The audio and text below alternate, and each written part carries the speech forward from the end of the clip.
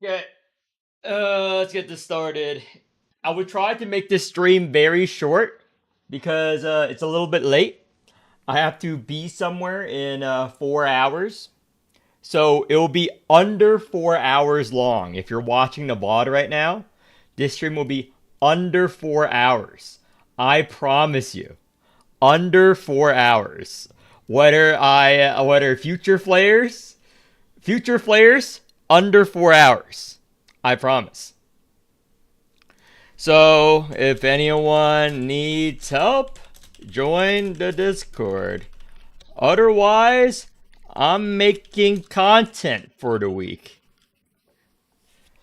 Very short, Kevin. Okay? Very short. Good, King Cummies. As I said before, it builds character. Proc DR. Proc DR, King Cummies. You gotta get beaten so you don't turn out like an Ultrash player. So I'm thinking about doing a couple things. I'm obviously gonna do the what you should not do video during this stream because people watch and send me clips and I know what I can go over because these are some god awful plays that I'm gonna review from you know who. But I'm gonna wait a little bit to do that. So I'm gonna either do a couple of D-tides or story mode Pontos again for a longer video explaining how to play the comp, even though I don't need it. So I'm gonna let you guys vote on what to do. Now, right now it's the vote on what you want. Also, account coaching, what you want to see first. I don't know how people tune in so quickly on stream. Do people actually? Because I have notifications for streams too. And I never click on. I'm not a stream watcher. To be honest, I'm a little older than you guys. Just a little older. Okay, I'm a little older than you guys. Just a little bit. I'm maybe mid 20s, maybe 19. Believe me when I say I'm maybe even 19 years old. I'm very young. Okay, so long Ponto stage explaining how to do D-Tide comp overview. Another poll, which D-Tide comp overview coaching. So how do I want you to go over? Coach a Chinese player. Well, coaching a Chinese player would be the easiest thing I've ever done because they're all whales. They're going to be like, so I have every unit plus 12, level 90. I'll be like, okay, we enter, and I'll be done within the hour or two. I'll be done within the hour or two if I was coach the average Chinese player. I'll just see an account. I'll just go in, and they'll let me just pull up the video. They'll be like this random Chinese. I'm just gonna pick a random one, top leaderboards. Yeah, this is the average Chinese account here, folks. This is the average Chinese account. But look, this is just top leaderboards, all the Chinese. Oh, I have a plus 12 calf, plus 12 wheels, plus 12 everything.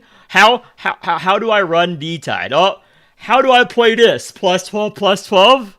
Oh, how do I do that? They're gonna run comps like this. They're like, I have all these units, so where do I put them in? Where do I put them in? And I'll be like, dude, this is the easiest job of my life. This is the easiest job of my life. These are the comps they're gonna show me, dude. The average Chinese player. Okay, how do I make Doricine work? Okay, you just put in the caster, the Saya, the Horla, all your plus 12 caster and Saya, and just press buttons. This is what they're gonna show me. How do I make this comp work, players? This is the average comp. Like, come on, this is not a challenge. This is the average Chinese coach. Yeah, this is the average Chinese account. Okay, in any game, the top boards are just all this. Are just all this. You have to actually look for which units are not plus 12 here. Oh, Corporal's not plus 12. She's weak. Let's see. Okay, when do we hit another not plus 12 unit? Okay, not plus 12 wheel. Not plus 12 wheel here. Nope. Still. Next. Oh, here we go. Morimens Tulu. Not plus 12. I can help him out there. Let's see. Oh, there we go. Lily Riker. There we go. They're weaker teams. These are their weak teams that have to help them through. Oh, there's actually a good plus 12 Pandia guide there. So I already know how it works. There's a video on China that explains it by a good content creator. A blonde woman. It's a Chinese only comp, the Pandia comp. So maybe I make a video explaining it. And wake up, you're still streaming. I stream short stream, guys. Short stream, I promise. But I stream randomly and periodically when I have time. So again, I this is an actual short one because I have to go somewhere in 3.5 hours. Some of the times I meant it to be short streams, but they don't end up as short streams. But, you know, so let me explain how I can actually make a whole nother video explaining how the Chinese Pandia comp work. There's actually 2 Chinese Pandia comps, but I have to devote some time into making it, and that will delay the stream. So I'm going to put up a poll right now while I dig up the Chinese Pandia comp, because there's some good infographics and Chinese videos that I want to give credit to, because I always give credit to people who come up with these comps. So, should I take time and gather the resources to explain the Chinese Pandia comp? Yes or no? Do the Pontos long explanation. I'll only have time for like probably one today. I'll try to do both. Probably poison or bleed. It's always poison or bleed. So I will explain the Chinese Pandia comp because there are 2 Chinese Pandia comps. There is 0 NA players that will be able to run it, so it's a completely useless video. Is a completely useless video. I'm just gonna say it outright. It will be a completely useless dog shit video. Do you guys still want it? It's completely useless dog shit video. Literally 0 NA players. Like, even I can't run it. Even players can't run it. In order to run it, you need a plus 12 or closer Pandia. You need a plus 12 Pandia for both versions. So it's completely useless. Completely useless. 0 of you guys will be able to run it. The Pandia comp. There's no one here that's able to run it. It's so overinvested. For the resources, you run it. I'm digging up right now while I'm explaining it. I'm digging up the video right now. I'm just trying to find the actual person who came up with it and crediting them real quick. So again, it's completely useless. None of you guys will ever build it because the resources it takes to make this work, you can fill 3 or 4 Alert 5 teams. 3 or 4 Alert 5 teams. I'm not even meaning when I say 3 or 4 Alert 5 teams. Okay, there's a Gooner video on Chinese Billy. So let me just show you. Maybe Kaylee might use it. Yeah, it's true. Oh, it does not make it good. It's just makes it viable. So I'm currently looking at the things right now, but let me pull up this real quick.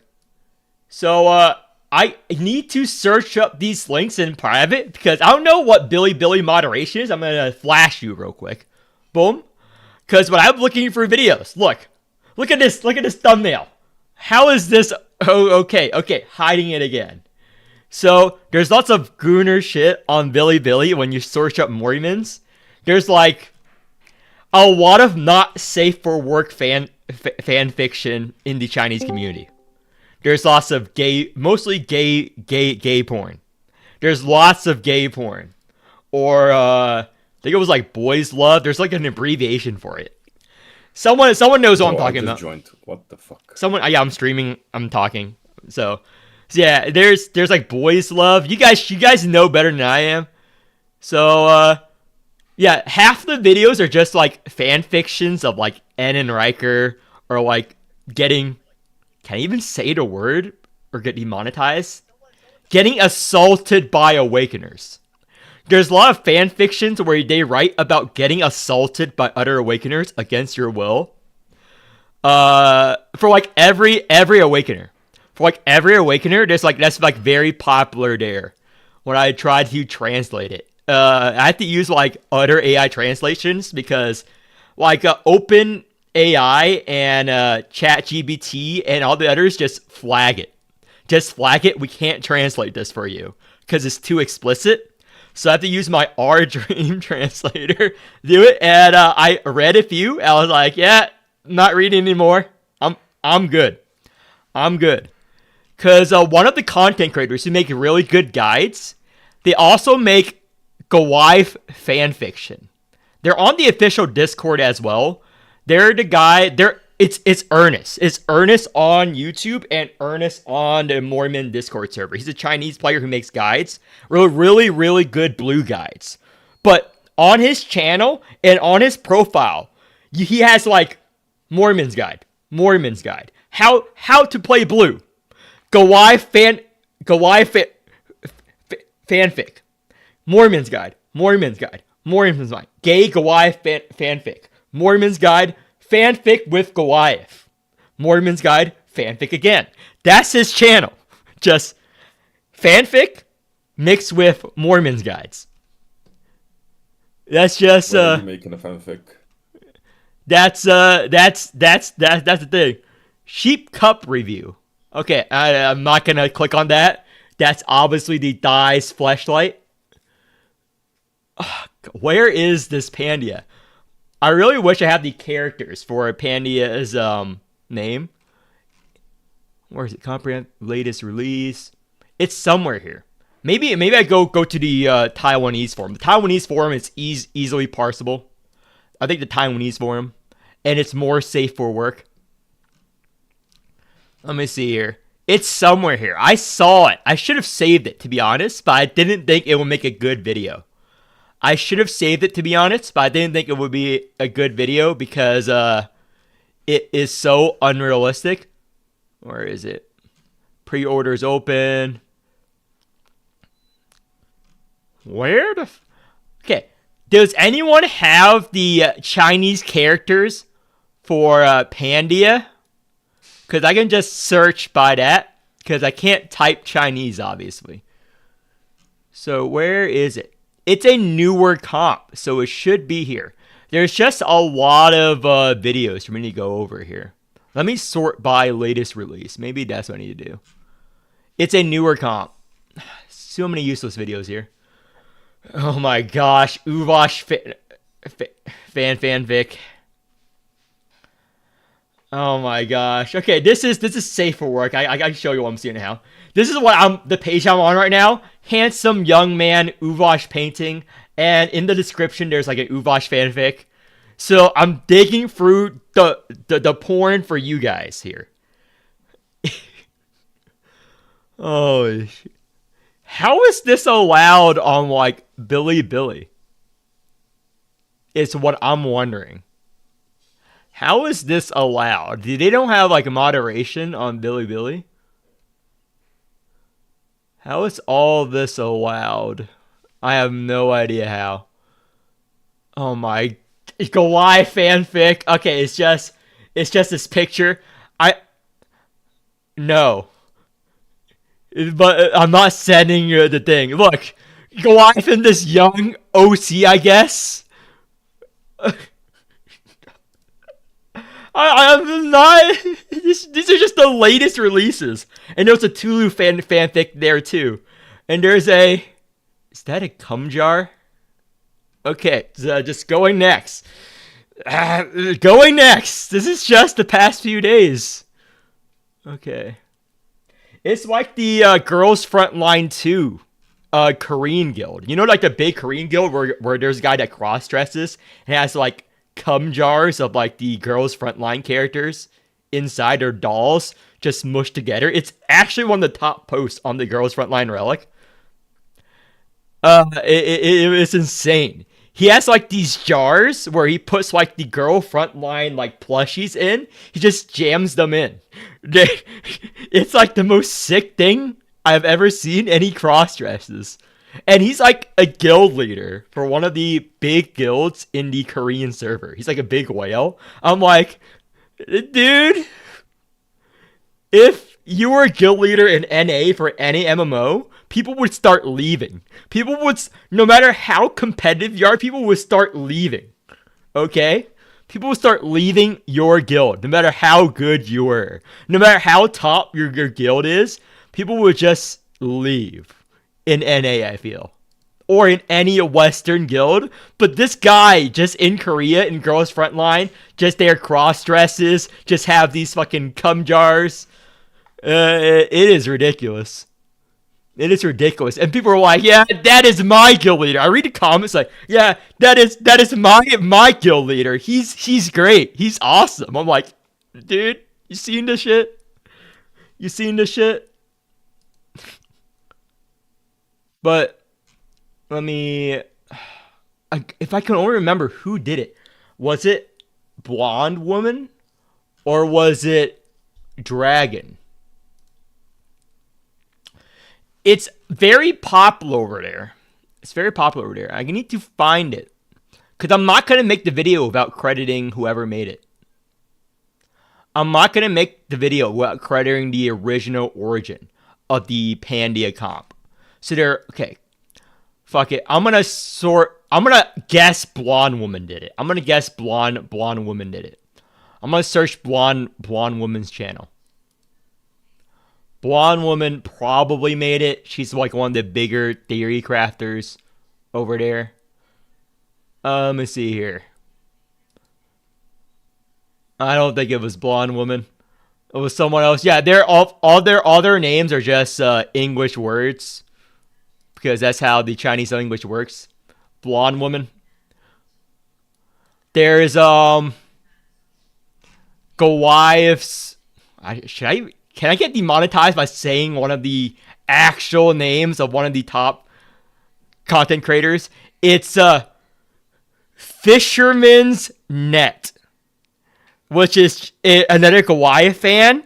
And I think it's a innuendo about how they're a net for Goliath's cock. That's another content creator there. If you translate the Chinese character, is Fisherman's Net. But how do I find? I don't know how to navigate Bilibili. To be honest, I have no idea how to navigate. Let me try to find. Okay, if Fisherman's Net is the one that found the comp, I'm just gonna mention their name. Wait, they're actually a girl? I thought it was some gay guy. Okay, Fisherman's Net is a girl cosplayer content creator who is a Goliath fan. How?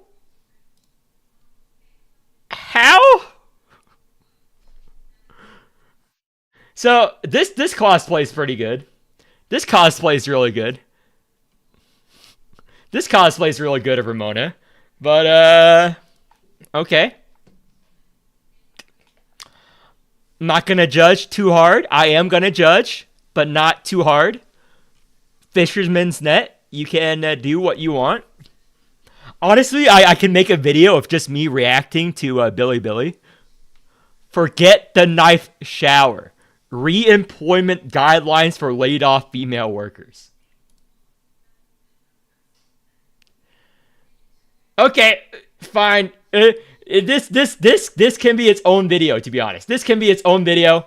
So while I'm finding the thing, we're just gonna react to Chinese content.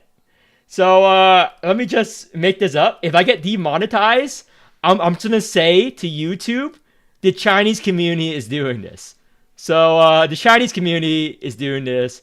It's not me. If I ever get demonetized, second a penis pops up, I am shutting down the stream. I am shutting down the stream. So heads up, this is me recording. I was looking for sources to find out who made the Chinese panty account because I saw it earlier to make a video. And I was just talking to chat. You can see the chat on the side.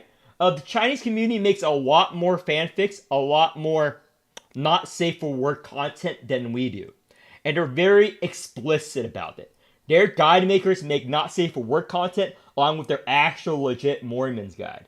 Now, there are a couple of them that are named like Fisherman's Net or Blonde Woman, which are very popular. Fisherman's Net, the reason why they're called Fisherman's Net is because they're describing that they want to be a fisherman's net ensnaring Goliath's penis. And there's a lot of cosplay, a lot of degenerate stuff.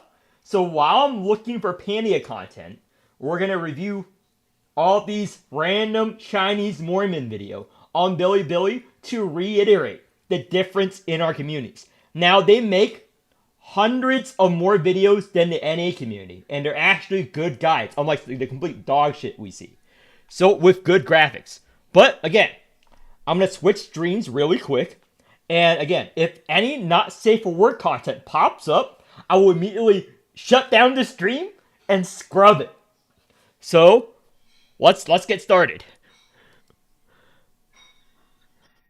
Oh my gosh, okay. Trying to dig through this. Forget the night shower. Re-employment guidelines for laid off female workers. I'm not even going to click on this video. I'm not going to click on this video. I don't want to know. It's just something innocent, guys. Saya review. Brand new human rights support. Okay. Kawaii video. Is this a fanfic again? This is AI Kawaii art. Why is the willow leaf blade? Okay, it's just talking about the wheels. Just talking about the wheels. That's fine. Just talking about the wheels. Oh my gosh. You're not helping me, Chinese community. And it selected the most erotic second game. 4 of them are on par with Brown Dust 2. Oh my gosh. What's this? What is this? No!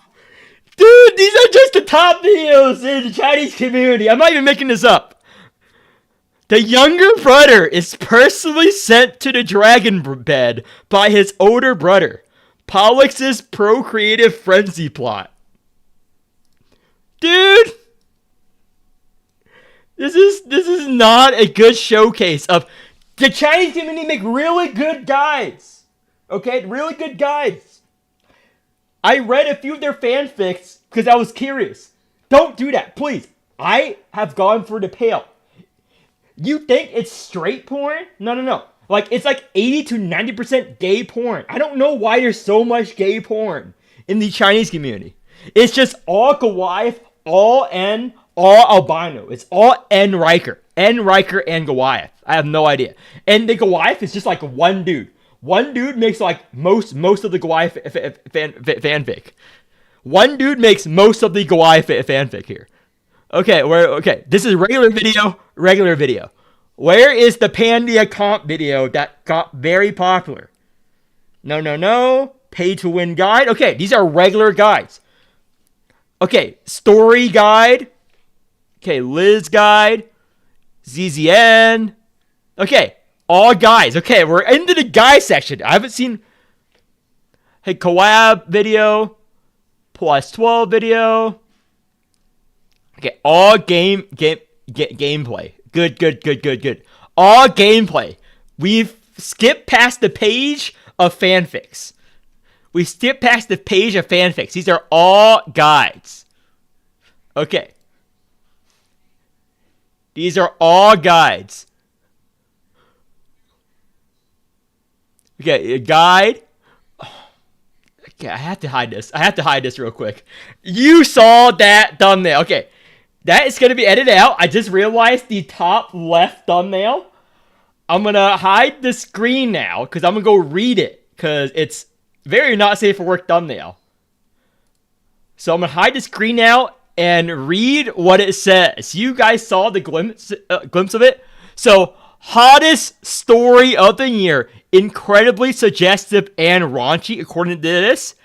And one of the titles is... Okay, do I read this? The uploader is Blue Dog. I'm going to his profile. Yeah, I'm good.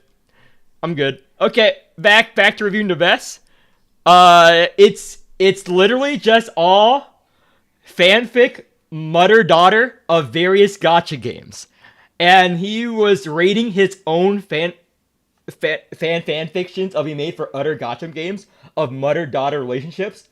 And he did a mother-daughter thing with Miriam and G. Murphy. Moving on. Let's keep going. Okay, guide. Oh my gosh. Dude! This video. The domineering little girls fall in love with me. She's a fiery, passionate, prolific story. Is what the translation says from Google Translate. Okay. Oh my gosh.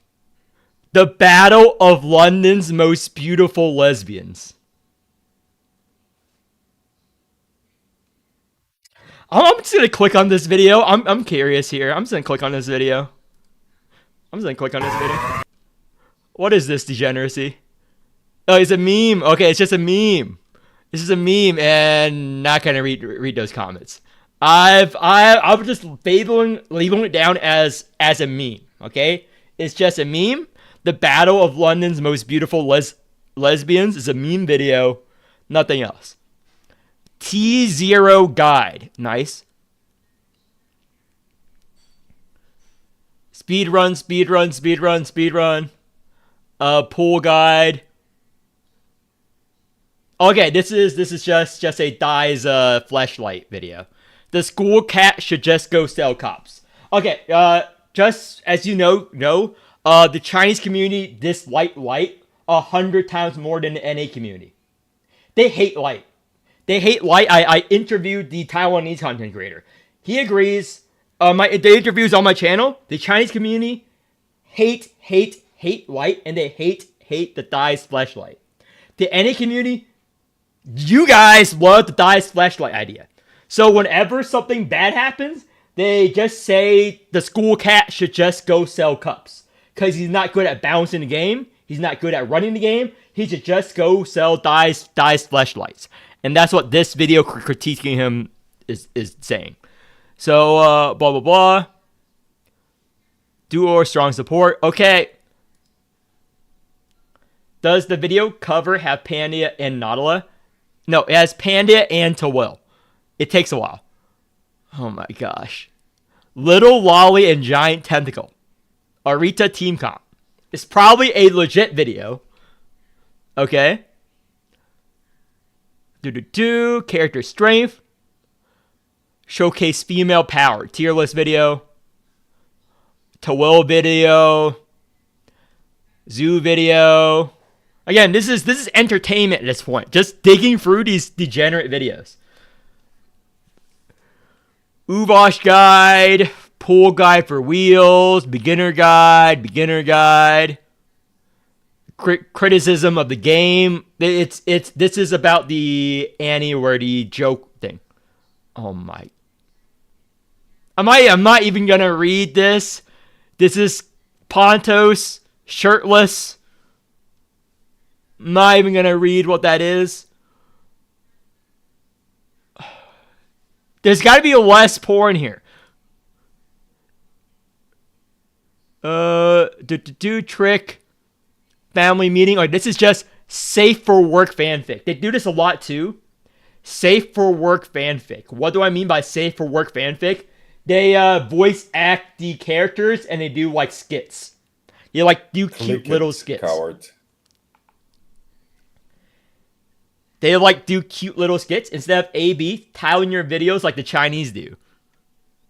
Dude, I'm not titling. Dude, you get demonetized for sure on YouTube. Current status of players. Okay, this is the last year when they say that Morimens was about to die, because yeah, Morimens is about to die. These are all criticism of the game and how they handle it. They don't like the direction of the game.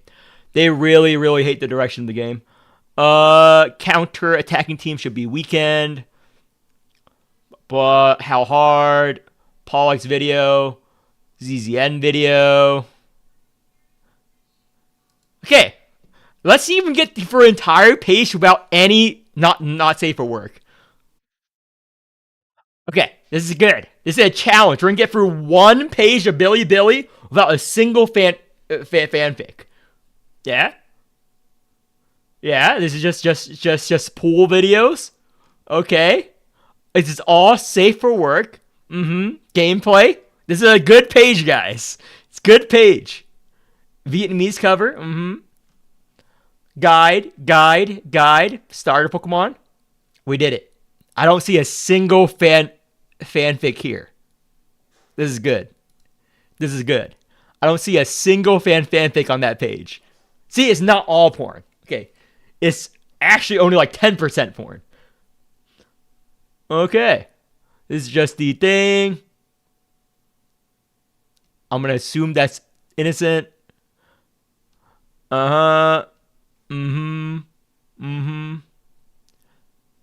Female gunner, caddy, corrosion guide. I will never find a Pandia video. Really? We went 2 pages before this.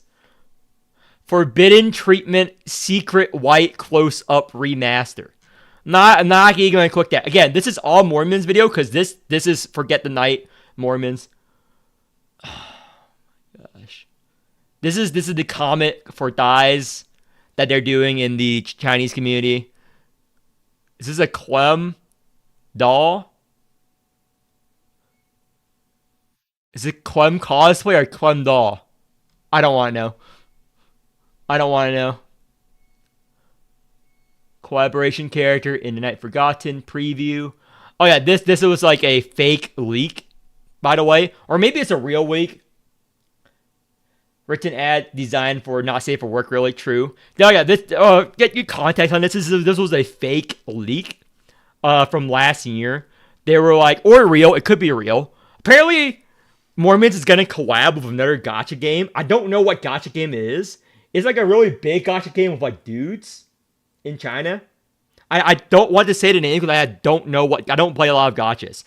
It's with these characters, and people will say, yeah, we're going to get a collab with like a big gacha game for a male unit somewhere in 2026. I think it's fake news, but if it comes out, that's what the Chinese community thought last year. So I think it's all fake. What the fuck is this? Is this Lei cosplay?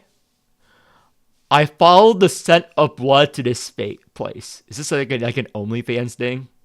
I don't want to know. I don't want to know. Next. I don't want to know. Is that leg?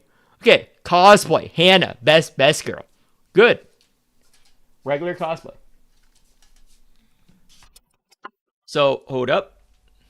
Okay, regular cosplay.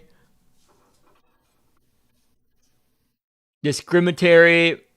Oh, this is just complaining that Sai doesn't have enough forms. Don't draw. Okay, this is the infamous Riker video. We could have watched that again. I'm not gonna save this. This is the infamous Riker video of like a really big content creator back then who rage quit the game. Everyone knows about it. Who they redesigned the entire what's it called? A scam banner because of his video.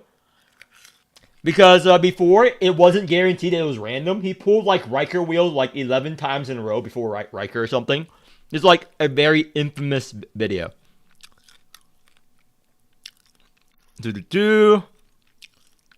I'm about to give up if I reach a couple more pages. I'm about to give up. You and your younger brother both left my university. I'm gonna assume that's innocent. Poison explosion. Okay, on page 12, if I don't find it, I'm just gonna give up and just explain the comp. I'm just gonna give up because I can't handle any more of this. What the fuck is this? Oh my! This is a Salvador video. Money cannot buy the length. That is the title. Money cannot buy the length for that Salvador video. So, okay. What is the manchette video? The brochure girl next door is here. Has to fight a succubus rice collector. I don't even understand. Money cannot buy the length. I'm just gonna think it's something innocent. I will get back to you guys once I figure out what they actually mean. The length of the shield bar he gives you. Guys. Uh-huh.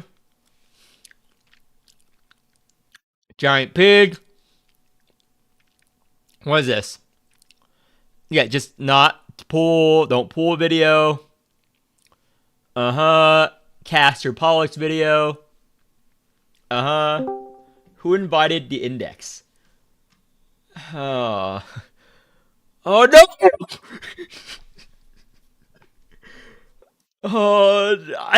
Really? I got hit with an ass shot there.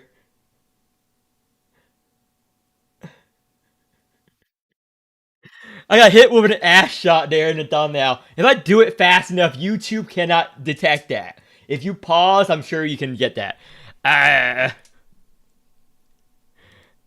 Okay, I'm gonna close this. I can scroll up and read it. A new video is here. Come check it out. It's just an ass shot. I don't want to know. Is the level of perversion at its peak? Okay. Oh my gosh. Is that a dick? Okay. How do I do this to not get demonetized so I can just show the titles of the video? Slowly. Slowly. Okay, I got it. Boom. Okay. These top videos are all not safe for work. This size is considered small. Is the level of perversion at its peak? A roundup from popular to erotic. This is a fanfic tier list, I think. And in case you can't tell by the bottom of the thumbnails, oh wait, that is legit porn. That is legit porn. I literally hovered over the thumbnail. That is legit porn. What is this? That's an ass shot. That is legit porn. That is legit porn. Okay, we're going down here. She loves you. Okay. Is this porn? Nope. Yep, it's porn. The right way to open. This is the Infinity Gauntlet from Marvel and Uvash. The right way to open you. Or Uvash. Okay, I'm not thinking anymore. The right way to open. It's opening a can. Opening a can, guys. Get your mind out of the gutter. Is this Arita? So I killed all of my lovers. A personal handwritten letter. Are they making fanfics about Arita? So I killed all my lovers.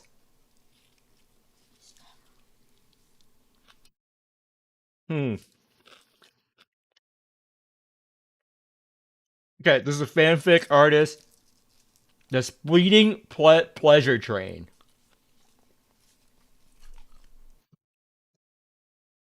Just beating pleasure train. Okay.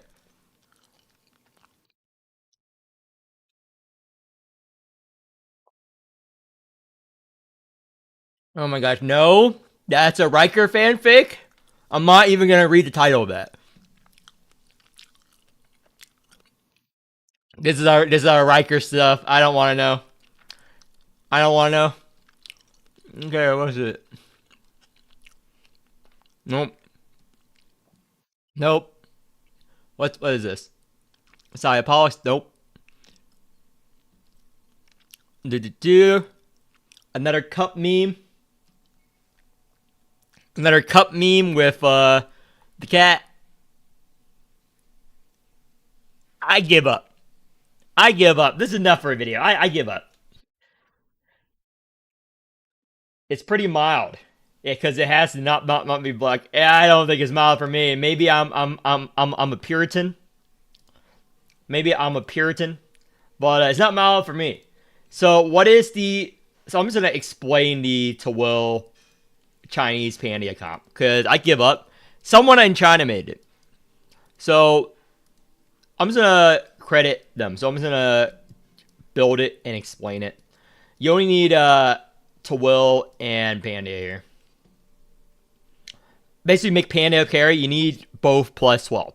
So there are two variants of this comp. Wailed out.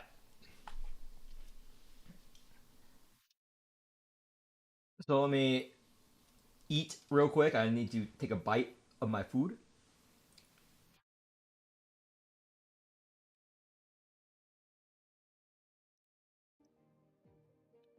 Okay, sorry about that.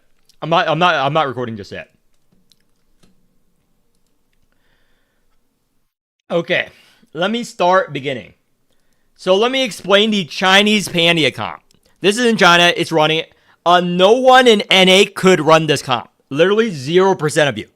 There's not a single NA account that can run either variants of this comp, and I would never recommend you run this. Never ever in a trillion, billion years. So there are two Chinese Pandia comps. One is a newer one, which uses Tawil. One is an old one, which uses standard units to make Pandia viable. Because they went about a challenge to try to make a Pandia comp where Pandia can clear Alert 5. Now, the first iteration of this comp that the Chinese creators made, which again, it's not viable for any NA player, any Western player. You can never run this comp. It takes too much to be viable. What do you build in this comp? Pandia, not Alpha, and Ogier. Why these units? Because they want to do Pandia Alert 5 without a limited unit to show it's possible. And it can do Alert 5, Wave 1, and Wave 2. Now, what do you need to make this first iteration of the Chinese Pandia comp work? That none of us can do it. Plus 12 Pandia, OE and up Nautilus, plus 12 Ogier, and a shit ton of level on Alva, and plus 12 wheels on almost everyone. How do you build this? With these two wheels here on Pandia and on Not, how they would build it is they would run, what was it called? Alien Mist gain on Not here. So your best Alien Mist gain on Not, doesn't matter. And then DR key flare on Ogier, DR on Alva. It's because she's gonna help provide the bone and the buffs. And Ogier is gonna strength scale with his overexalt. Yeah, this comp is not viable for most of you guys. I'm explaining how this works. So on a burst turn, you exalt. No one runs this anymore because they just did it for a D-tie for like 1 or 2 D-ties as a meme. No one runs this anymore. So you overexalt on Ogier. You save up, you do dreams on Pandia. You save up all of her temporary counter cards. Like all of her Whip of Madness. And then you dupe it. Over and over and over again. Somehow with posses or other things. You won't even use this posse. So a couple of variants uses like stuff like Lone Seed, or Draw to draw it back. Or you can even replace Alva with Ramona here. How it works is you generate up to 1,000 strength. And then you start playing Whip of Madness to get you temporary counter. Because it goes away, because she's dog shit, you know? But that will generate you, on that burst turn, with a plus 12 level 90 Pandia, 30,000 counter. Again, it is pretty pathetic, because you all know Caucus Overexalt can generate more than that. And after you generate the 30,000 counter on Pandia, for that temporary counter, you make sure you have a Rouse Nautilus. And then you Overexalt on Nautilus. Why? Because her Overexalt does 500,000% fixed counter damage, and it counts the temporary counter. So that 30,000 is 150,000 plus damage on the Nautilus. So that's how it works. And you build her Alimus to always do the combo over and over again and live. And that's how the original Pandia comp works for Alert 5 in China. It will not work without Overexalt Nautilus, without plus 12 leveled up invested Pandia with good wheels. Why? Because you need to get your Covenant up so that you have close to 100% crit rate on the Covenant. So in the Chinese Pandia comps, you will see Covenants with 99% plus, all in on crit rate. Because her 3-cost card needs to crit. It needs to crit. If it doesn't crit, it's not doing damage. It's not doing damage. So you have to gun-ho all in on crit rate on Whip of Madness for the initial version. Now, the newer Pandia counter comp is just Blue Will but Mono Will, but worse. So it's what the Chinese are running to try to make Pandia viable, because they all have, again, the person who made it made a very, very, very, very good video explaining it on Bilibili. I can't find it. I went over it, and I just explained what they did. This is not the guy who made it. It was someone else. He has a Chinese name on Bilibili. Credit to the Chinese. So this is the Chinese version. It's not viable. Again, you can clear Alert 5 with Tawil on a real comp with much, much lower investment. They just like using Pandia and doing the counter, because this counter is pathetic. This is all temporary counter. It's just the same as I mentioned before. You build all crit rate, crit damage, all crit rate, plus 12 reels, plus 12. You want as much crit rate, crit damage as possible. If you don't have enough crit rate, crit damage, this literally does not work. FF, go out. And even with all of this investment, it's still worse than a Blue Will team. It's still worse than almost any other Twirl team without Pandia. Because it still took them 9 turns. In order to make this work, you need an OE Nautilus. You need a heavily invested Pandia. And you need a heavily invested Twirl to make this work. And it still took 9 turns on a Wave 1 Alert 5. Now let me go in and explain to you how it works. It is literally not viable for 100% of the NA community. Because I know that 0% of you have a plus 12 Pandia. So let me go as he set it up. Again, you're just setting up at this point. Setting it up. Most turns are going to be setting up. Because again, the counter Pandia generates is pitiful permanent-wise. Because, again, this is the first turn. 108. Yeah. Wax Hot, 123 counter. This is a level 80 plus 12 wild out Pandia. This is not where your Pandia counter comes from. Yeah, it is pathetic. This will take a while. Again, this is 3 plus 12 units, several plus 12 wheels. This is like Kaylee tier comp, but it works. Well, actually, it's still better than Kaylee because it actually works. So blah, blah, blah. Whip of Madness. Again, it's just all setting up for several turns. You have to set up for several turns. And it's still pathetic. Because you have to hold these Whip of Madness here. These retain, prepare, Whip of Madness. Hold it for a super, super burst turn. It's just a lot of setup here.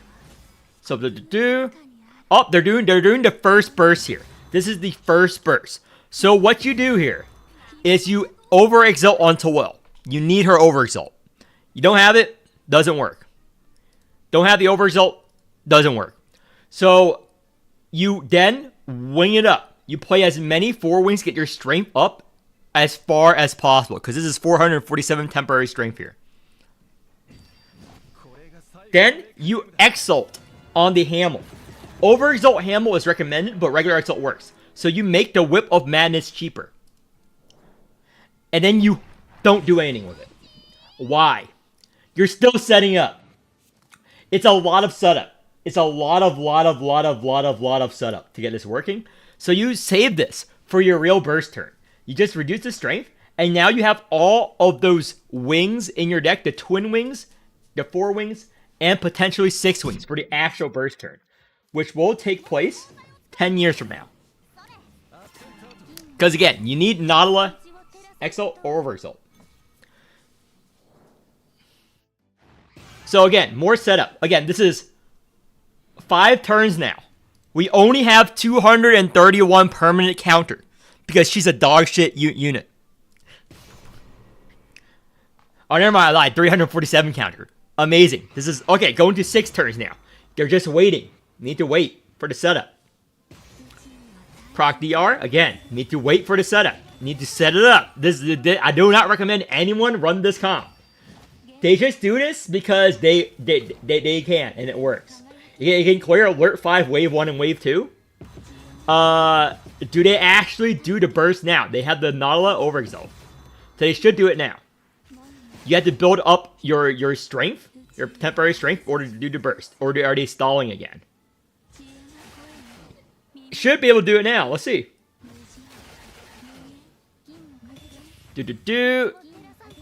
Yep, Posse, you want to get all the buffs you can on 1 turn. Yep.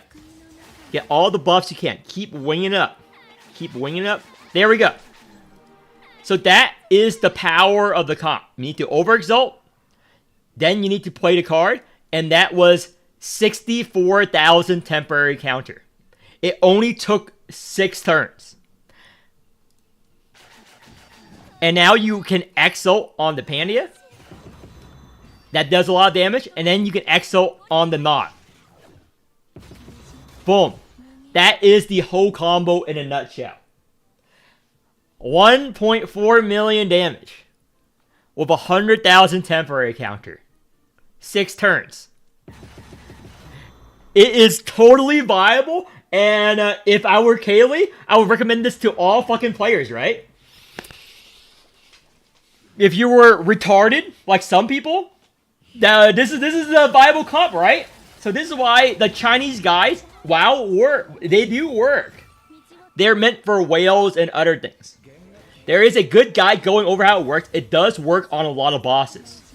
But the amount of investment it takes to get this working, you can build like 3 other comps. You can build like 3 other comps. And again, all of your burst is gone. That big burst turn, all temporary. Unlike Caucus, unlike my Blue Will, which is permanent counter. After all that, 3,000 permanent counter.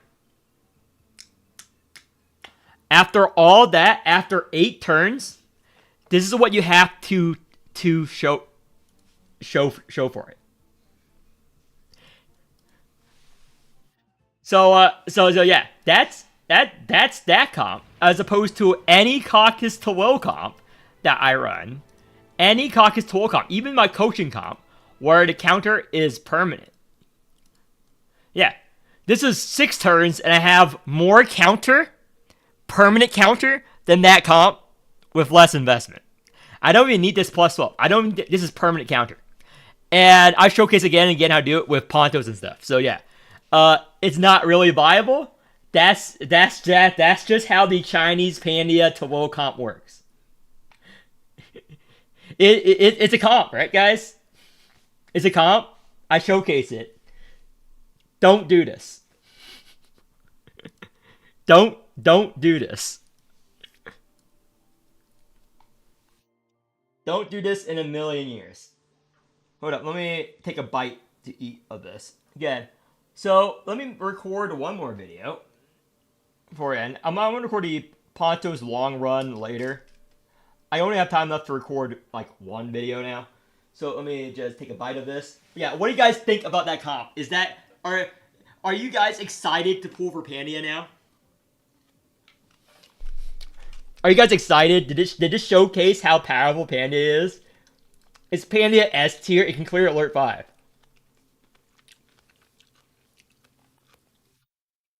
Yeah, I don't have a plus 12 Pandia to even run it. I don't on my well list. I don't even want to run it. It sounds like cancer. Yeah, it's not viable. Replace thighs in a Jellic comp. Helmet, Isis, any stall.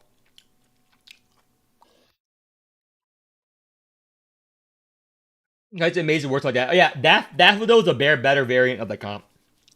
Yeah, it works. But again, like a Caucus would work better. Let me just Caucus will work better. Because instead of that, just do a plus 12 Caucus. Just do a plus 12 Caucus.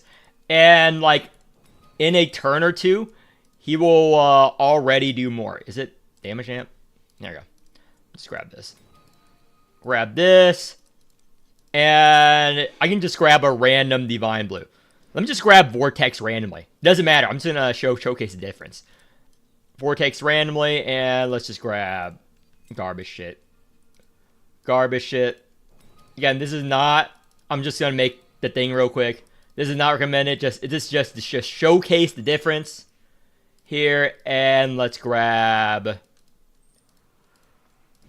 this. I'm just making this real quick. This is not a real team. This is not a real team. I'm just trying to make this team as fast as possible here. Not a real team here, guys. Not a real team. And where is the Alienist one? Actually, I'll just grab this. I can't be asked to. I'm doing wave 3 because it's faster. Again, this is a plus 12 Caucus, by the way. This is a plus 12 Caucus. So. And White Stance first turn here. I'm just gonna rouse him. I'm gonna rouse him with one card here. It should make my point. There you go. You rouse him. First turn rouse, 1,000 permanent counter. And when you over-exalt him, you already know how much it does. And this is without crit rate, without optimizing. This is like a no setup. This is 0 setup required here. Let me do the Vuln. And, boom. There we go. Turn 1, technically, if you had the cards. But turn 2. 5,000 permanent counter on Caucus. That other comp, 9 turns, was less than this. And this is not me playing it right. This is not me red stancing. This is not me doing all that setup with Tawil. Actually, 6,000 end of turn. This is no setup, nothing. This is like me literally playing brain dead. Not even thinking. Not even thinking. I'm not doing anything special here. So let me just rouse. And let me do, if I do like a no setup turn. I'm not even setting up for this. Let me just, oh fuck, just reload. Just red stance. Twin wings. Just exalt here. Okay, what if I were to play like that one? No shattered. This is just Caucus. This is just regular blue will. So is there a shattered here? No shattered here. Don't care. Don't care. We grab this. So, let's see. Let's posse. The one. And we're going to Twin Wings. This. Insight. So play the Caucus Strike. Caucus Defense. And we're going to exalt on Caucus here.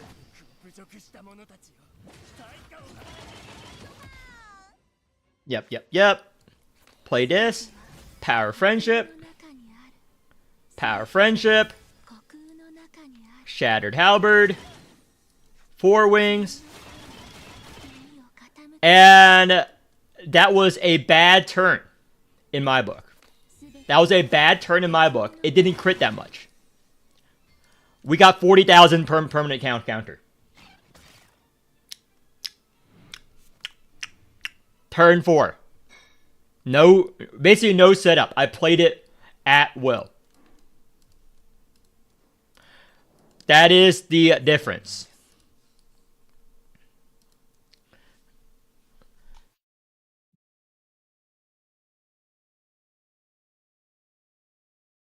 It's just not OE. Yeah. Don't have blah blah blah. Not OE. Tiny music box. Can't believe how much strength you get it. Yeah. Plus 12 wheels. We get real mandatory. Depends on what you play. Yeah. Blind my goat. Yeah. Yeah. Okay. Let me start recording my next video because you guys are here, the audience.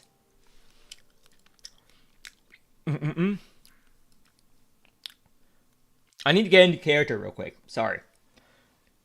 Okay, this is my next how to not play Morimens video, featuring dog shit plays by everyone's favorite, dog shit Kaylee. So these are the normal teams. Again, I've cleared it without wailing out as well. Check out my older videos. Am I not supposed to use my pools? 9 turns? 8 turns? I don't believe in pulling standard banners. I use dog shit wheels. I use whatever I have left. 7 turns calf build. Don't need much here. 5 turns gel it. No whale plus 12, and I just got her OE. Didn't use her OE once. 5 turns. 4 turns. 7 turns poison comp with, again, only 1 poison applier. You don't even need G-Doll plus 12. You only need her OE. 10 turns. Caster carry. 3 turns G Murphy. Easy. 6 turns my blue will. Brain dead. 6 turns. I can use this.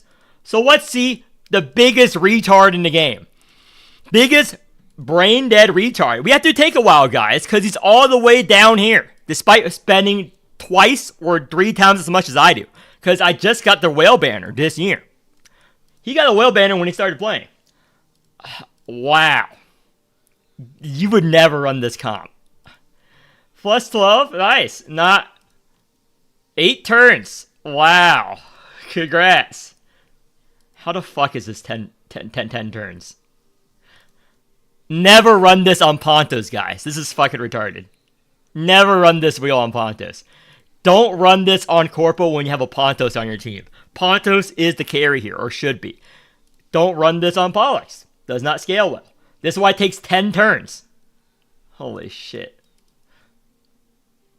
Okay, we're watching this one. How is this 16 turns? How is this 16 turns, chat? Explain it to me. How is this 16 turns? OE calf, OE dies, plus 12, OE zoo. She's not an Exalt unit, guys. Yeah, calf is not an Exalt DPS. She's not an Exalt DPS. Why would you put... Let's see. Let's see. How is this 16 turns? I'm surprised he can even breathe. I'm surprised he knows how to breathe. Okay, let's see.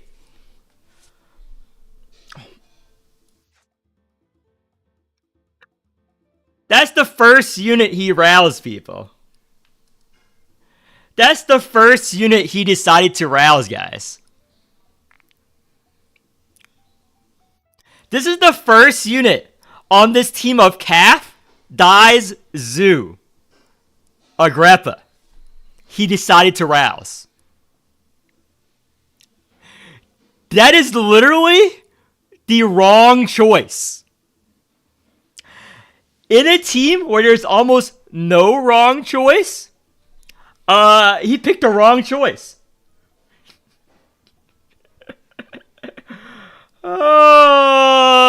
You should rouse Calf, but I would be fine with Zoo. You should rouse Calf first turn. Don't get rid of all of your Calf Fiemma cards. Don't get rid of... No, you transferred the Fiemma wrong. Oh boy, you would Calf Exalt there to transfer to your Fiemma more optimally, guys. Yeah, rouse Calf, finally. So right now, what he should do, folks, not that. What he should do this turn is play the Solar Flare outright.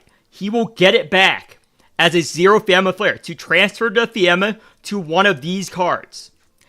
Then he would clear his hand, then Overexalt on her, only after applying the Vuln on the thighs. He can Thighs Exalt for the last stand to make it 0 cost. To have 0 cost last stands to transfer the Fiemma to. To have more Fiemma generation this turn. That is the correct play here. Let's see what the retard actually does. Didn't need to furnace there. Your HP was fine. He did none of that.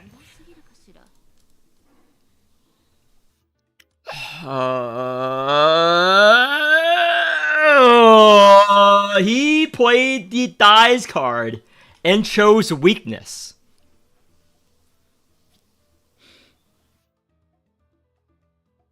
He played the Thighs card and chose Weakness.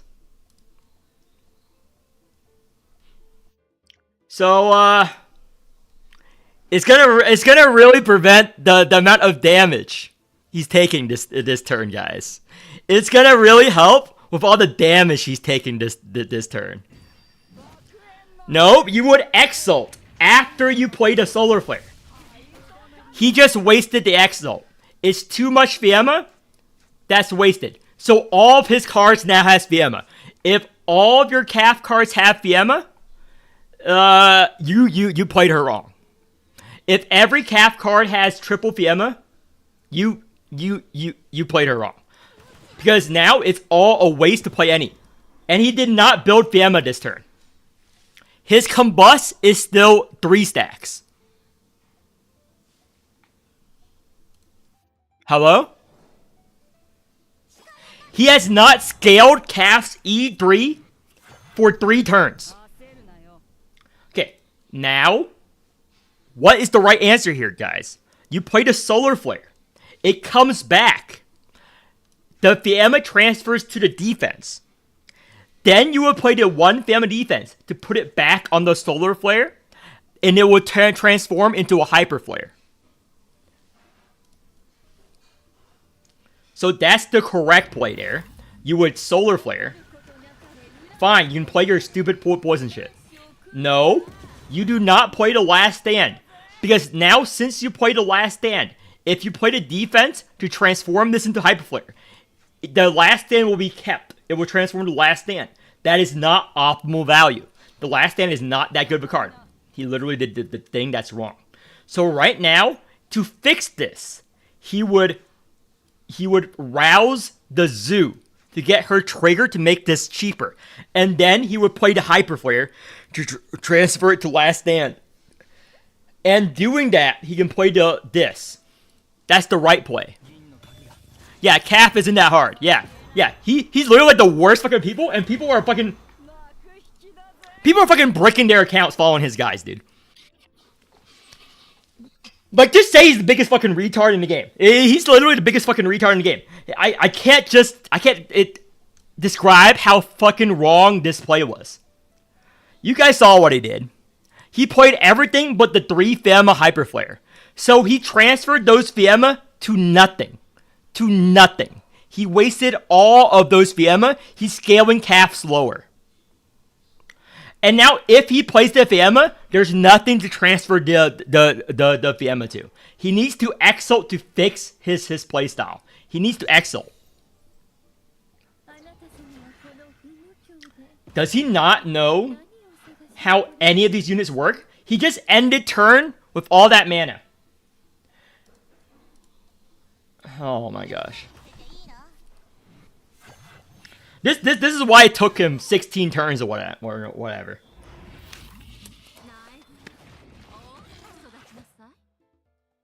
Oh my gosh.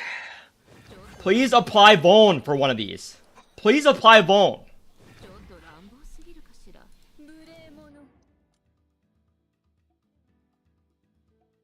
Oh. He put 4 turns of weakness on the boss instead of one Vaughn. Put Vaughn, please. There we go, Vaughn. My gosh. Yo. Sup. Okay, the streamer right now. I'm going over something. Okay, Oh, gosh. please Again? Exo on Calf. Please Exo on Calf to transfer.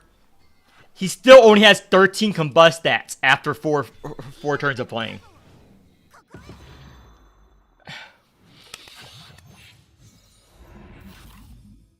He's literally a retard, dude. He only copies shit.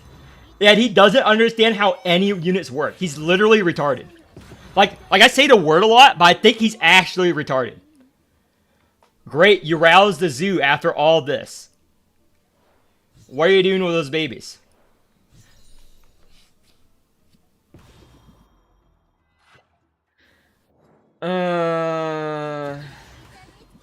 No, he actually plays like this. I know because when he plays story mode, he also plays this dog shit too.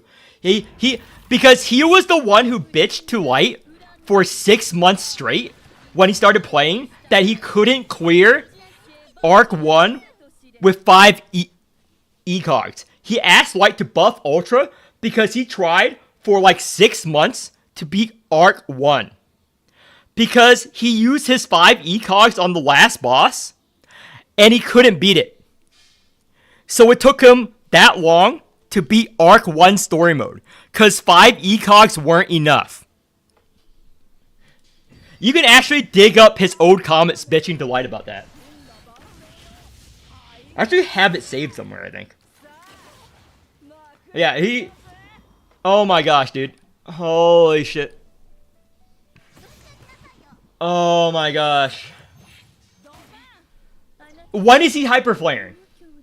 Does he not know how hyperflare works? It doesn't scale with the combust the way you would think here. You want to hyperflare multiple times. You don't want to build up a lot of stats. You want to hyperflare as soon as you get it. As soon as you get it. She's not an Exalt unit. That was a 0 cost last stand. You want to hyperflare? Last stand, put it back. Oh my gosh. Oh my gosh. 8 turns. The boss is dead right now on any real gameplay. The boss was dead turn 7. On my kill. We're not through phase 1 yet, dude. We're still on phase 1 of the boss. We're still on phase 1 of the boss, guys. Who are you guys watching? So I'm streaming. Just look on my stream. I can show you. We're still on phase 1 of the boss. Yeah. Is this someone on our stream? No, like on our Discord you're watching? No. It's just a replay in game. So wow, okay. He saved up 8 turns for that hyperflare, only for it to do this much damage. He saved up 8 turns for that hyperflare to do it on a turn where the boss has no vault. To do it on a turn where the boss has no vault is where he decided to do his big burst he's been saving up for 8 turns.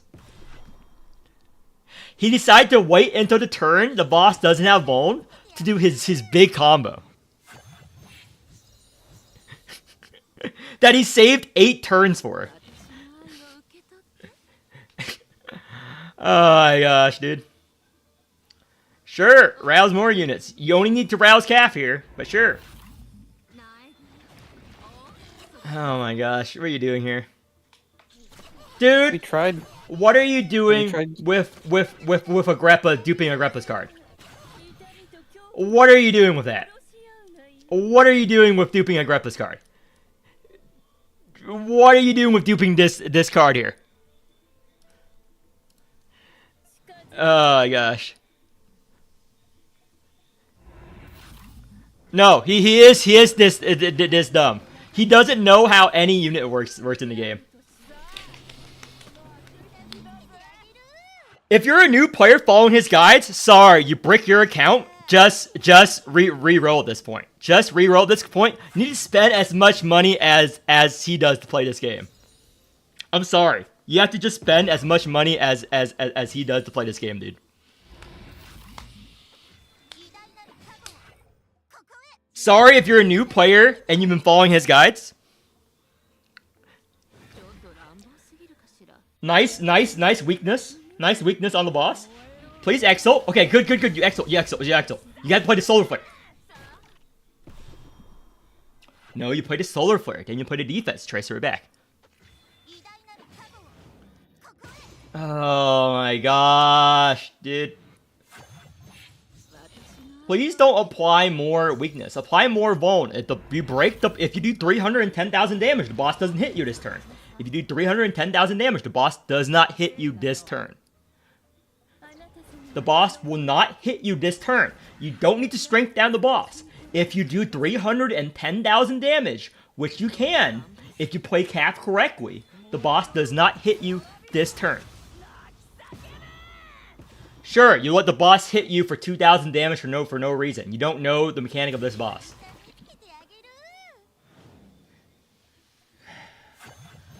Use the Hyper Flare.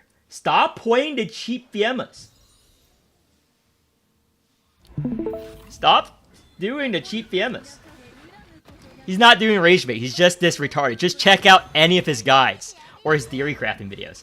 His Pontos fucking Pollux team is literally the most dumbass retarded shit I have ever seen in my life.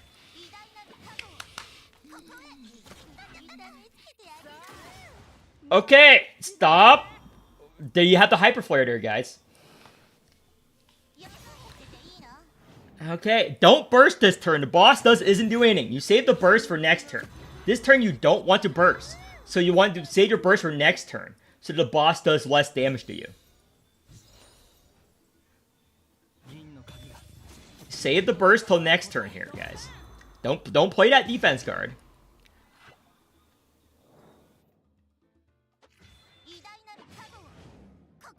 Don't use that defense card. Don't play Exalt Cap. Okay, do 310,000 damage, and you won't take damage this turn. Just play the Hyper Flare. Put Vuln on the boss. You should have put Vuln on the boss beforehand. And just play the Hyper Flare. Play the Hyper Flare. Play the Hyper Flare. Play the Hyper Flare. What are you duping this turn? Fancy Kiss, that's fine. Count the things. Okay, play the 1. Count the thing. Now, play 2 other cards, not Fanzo. He literally does not know how to play his own poison comp. You want to play 1 Fanzo Kiss, play a couple other cards, then play Fanzo Kiss again to trigger the effect. He did it for... Does he not know what Resonance Effect does? Does he not know what the Resonance Effect does? Does he not understand the Resonance Effect? You're going to let the boss hit you here? If you did enough damage, the boss doesn't hit you. The boss doesn't hit you. The boss doesn't hit you. Just play the Hyper Flare. You should make a video about all these people. Yeah. I'm recording right now. So, yeah, just... Oh my gosh. He triggered it afterwards and let the boss hit him. And took all that health damage for no reason. That's how you not to play the game, guys. So you play the Strike now, and then you Exalt. Strike, then Exalt. Oh my gosh. He has so many babies, why not spam Calf Exalt by overfeeding her babies? He literally does not know how to play the game, dude. He's literally the biggest retard in the community.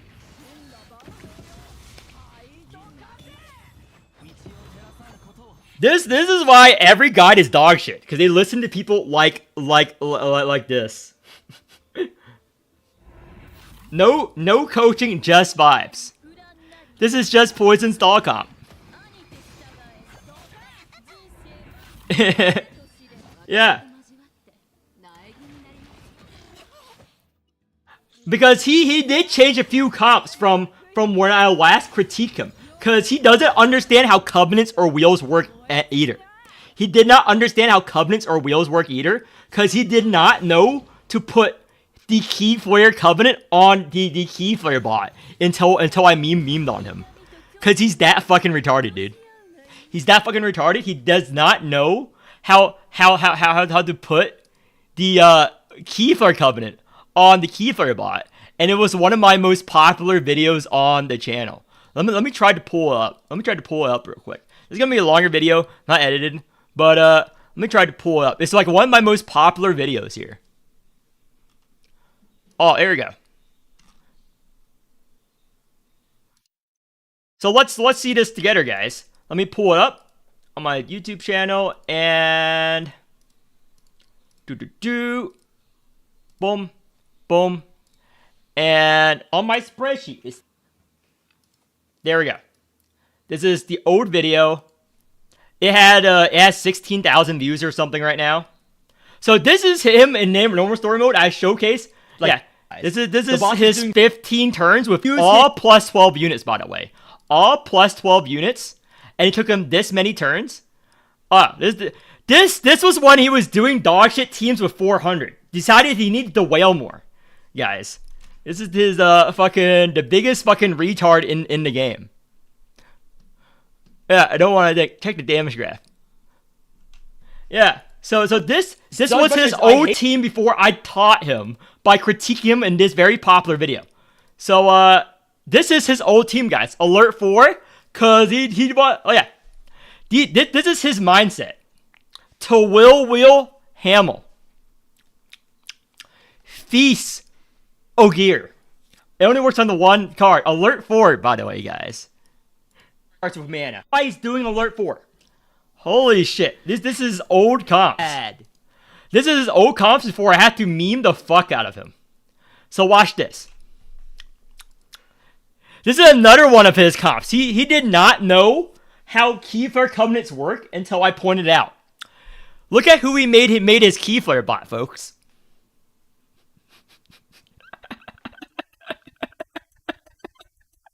Look at the genius on display here of the covenant and wheel choices on this comp. This is why he's doing alert 4.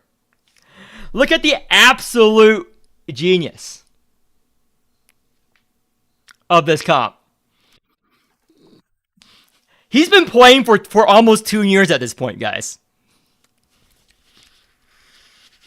So this is a great alert 4 comp. Tink the Keyflare bot. Tink the Keyflare bot. Genius.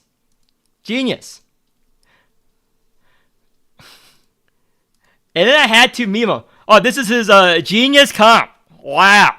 You can make 3 alert 5 teams out of this comp, guys. By the way, you can make 3 alert 5 teams out of this comp. Alert 4. Wow. This can do alert 5 if you knew how to play. This covenant, dog shit. Look at these wheels. This covenant is dog shit. Why do you put this on Corpo? This cat, by the way, scales off kills.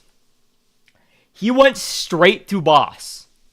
Alert 4, 7 turns. Once he kills the boss, he will enjoy that nice crit rate buff for the dead boss.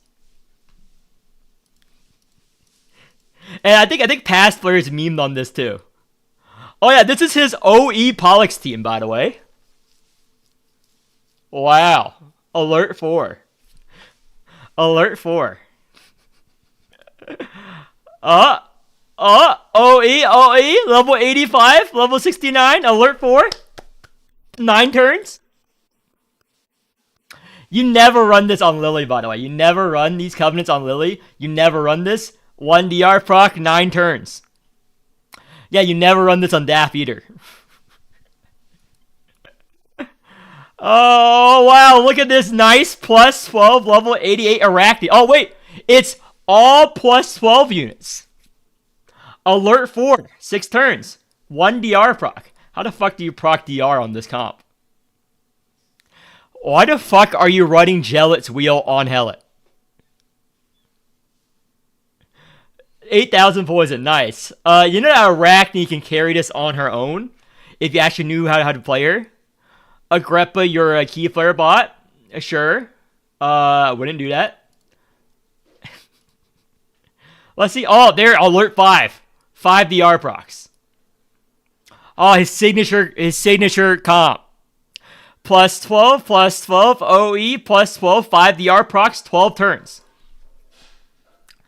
So he didn't make a key flare bot here, where he could have made Caster the key flare bot instead of putting this wheel. He has the key flare wheel now. Why not make Caster the key flare bot? Is he retarded? Yes. So yeah, he improved his comp somewhat now, because this was his old comp. This was his old comp he made up, his Kaylee Brew. It only took 17 turns. This was alert 4, by the way. It only took 17 turns for this Sorrel to kill the boss with 2 ECOG uses in story mode. This was his story mode clear, by the way. Oh yeah, I remember this. This was his story mode clear. People were wondering how it does. So this was his story mode clear back then, and that someone sent me on Discord. So he uses 2 ECOGs on story mode with this comp. And he's making guide for new players, guys. So I don't know about you, but if you have a single OE, you shouldn't use 2 ECOGs and 7 DR procs in story mode. And you shouldn't take 17 turns on the boss. I'm just pointing it out there. Maybe that's a controversial take. Maybe I'm like underestimating the difficulty of the game. But those guys watching this, if you had this comp, not these wheels, because what the fuck is this? Now that I'm looking at these wheels. What the fuck are these in these cabinets? What the fuck is this? But if you had this comp, would it take you 17 turns? And would you die 9 times? Tell me. Would you die 9 times playing this comp? Honestly, if you were to just let autoplay, I think it can clear story mode better than he can actually play. Yeah. So that's the video. 26 minutes. I'm gonna upload it later.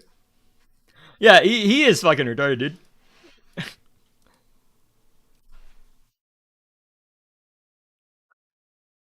You only have to have to read. I think most people don't know the boss patterns to begin with. You should know the boss patterns because the first time you encounter it in normal mode, you should be able to kill super hard on any boss. And I do videos because normal mode you can kill without knowing the boss patterns. Because normal mode is so easy compared to hard mode. Compared to hard mode, normal mode is so easy. So, what time is it? I have an hour left.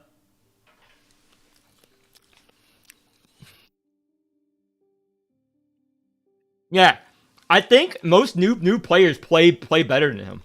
I think if you just started the game, you wouldn't know how to play better than him. So I'm sorry for all those noobs that watch him and brick their fucking accounts. But they should know better. Because you can do stuff with min investment. You don't have to like whale out that hard to clear alert 5. Like there are some good players that can do with less investment. With less investment. Like that I've coached. HP loss trigger mechanics like the Agrippa boss. Yeah, there's some bosses that have the mechanics. Like, you can clear with way less. Like, Joka Cat is on the official Discord. Could clear with a lot less alert 5. Yeah. This guy actually knows what he's doing. I think I coached him once before on the fan Discord. So this is 11 turn. Alert 5 calf. Kaylee would say this is impossible, guys. This is alert 5, 11 turns. You don't need that much investment if you know what you're doing. Yeah, alert 5. Yeah, with less investment. This is too much. Again, alert 5. This is in less turns than he took. And I also do it. Anyone who knows how to play the game, you should know the strength of your team. Yeah. Less turns. We need 1 D art proc. But there are a lot of mechanics, which maybe I film a video right now on hidden mechanics. So I am working on that video, but I'm too lazy to edit. Maybe I just film it on one go here.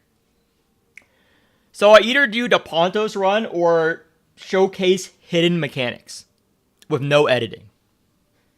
So let me start a poll. So what to do? Pontos run rest of the stream.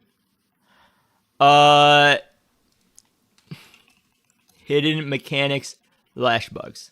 I made this video so much, so I just repeat stuff. I just repeat stuff every video because people don't watch the old videos, so I'm just gonna repeat stuff.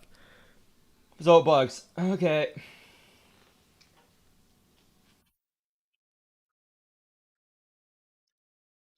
Yeah. It's a short stream. I'm ending the stream within an hour no matter what. Oh yeah, Ponto's cat video. I completely forgot. It's probably coming up soon. It's basically simple. It's basically you do... Okay, I will spoil the Ponto's cat video right now, since you guys are watching.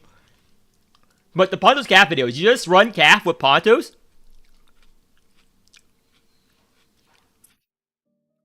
Arc 2? Sure. I'll teach you how to play that. But that would take a long time. That's like a longer video. Because there's a lot of complexities to it. That'll be a longer video, though. So that'll be longer than the Pontos run. They have to cover, like, every exalt and what you would do in a bunch of scenarios. You have to watch me play like a full Tawil run, which is like 6+ hours. Whenever I'm clearing story mode with Tawil, because she is a more complicated unit than other units.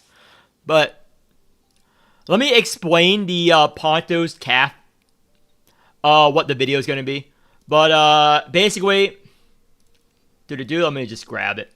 Calf. Again, this works with an E3 Pontos. I'm just showcasing it. Let me remove the wheels here.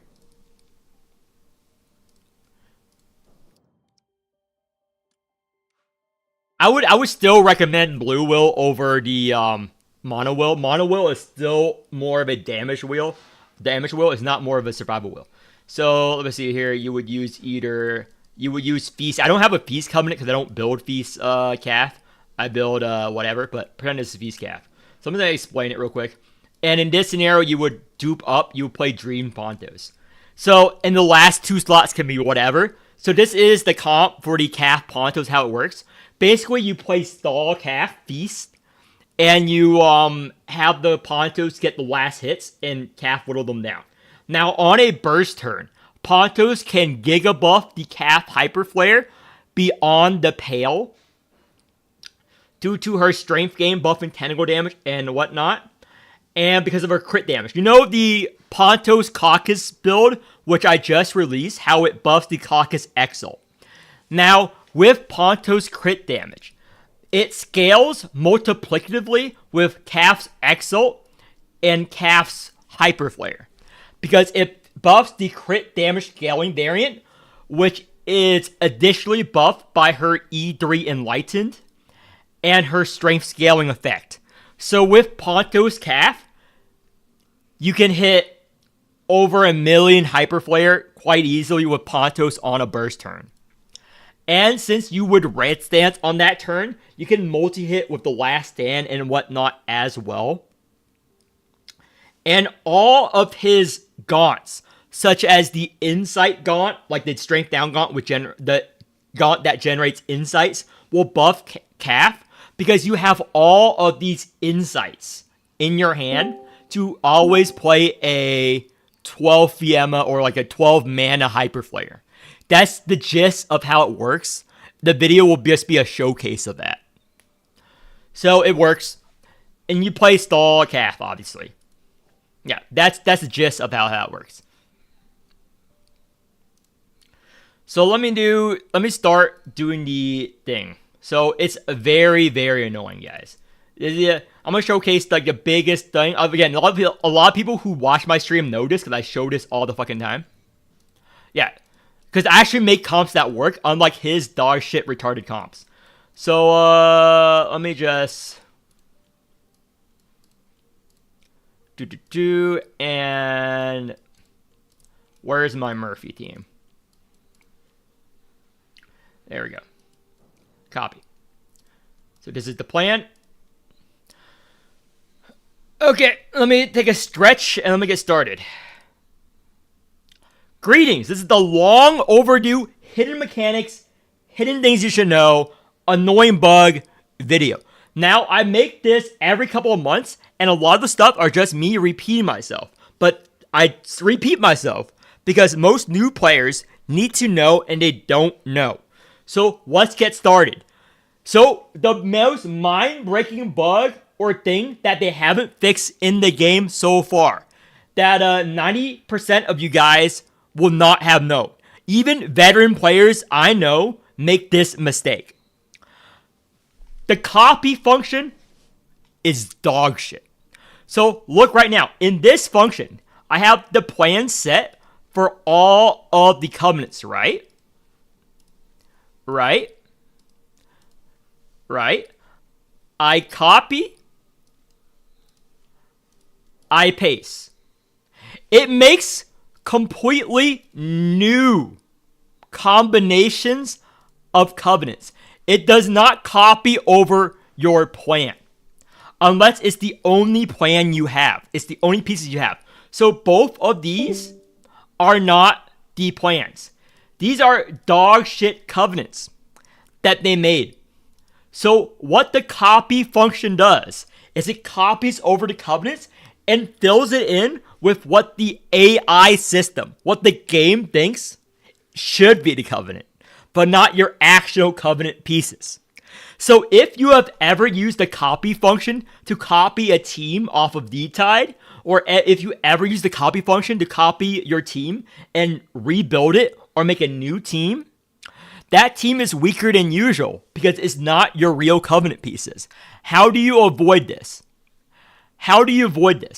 You make sure the only pieces you have are of that covenant, like I do for my life train set. I only have one piece of each part, so it will force to pick it.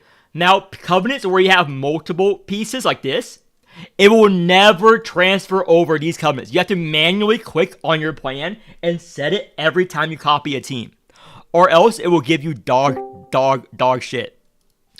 That's a thing I see most players fail on.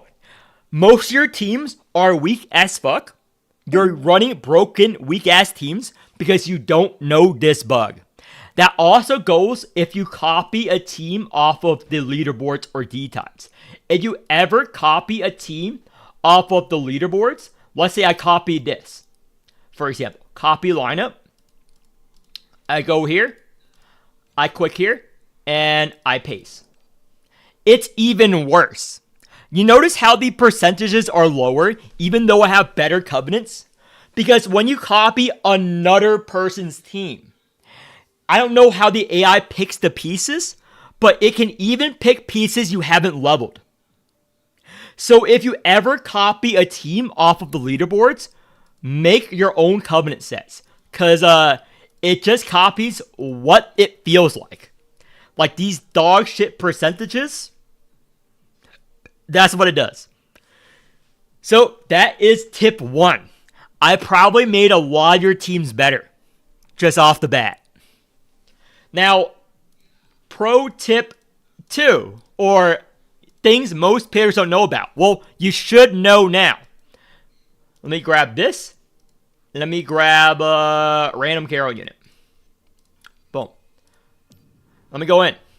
I do go this, but it always surprises people whenever I showcase this. But new players, obviously, you can click this to change stances on tentacles. You can click this to furnace. A lot of players don't know you can click these buttons. But more players than usual don't know unless they watch one of my videos or unless they click it. Don't know that for most realms, you can click the empty spaces, like on blue, like in my new video. Some players commented or messaged me that they did not notice. So on blue stance, you can click this and scroll down to check out your crit rate and crit damage on your tentacles. How long, for most players, it takes them like 6 months or whatever to figure this out. I don't blame them. You can also do this for Carol Realm. Most players also don't know you can click on the Carol bar, by the way. I bet most of you guys don't even know this. You can click on the Carol bar. It's black magic. It shows you your embryo fusion generation per turn, your healing generation per turn, and how much you'll heal or gain a shield from the Exo. It shows all of this. If you click on this. Yeah, no one would ever think to click on this bar. Yeah, no one knows about this. So, another thing almost no one knows about. So, if you click without the option, always set the settings Posse Exo confirmation on. You should do this first, always. So that when you click it, you can click on unit and scroll down and check all of these stats. So if you scroll down, people don't even know you can scroll down on this menu. There's nothing to indicate that you can scroll down. There's no arrows. It's very bad UI design.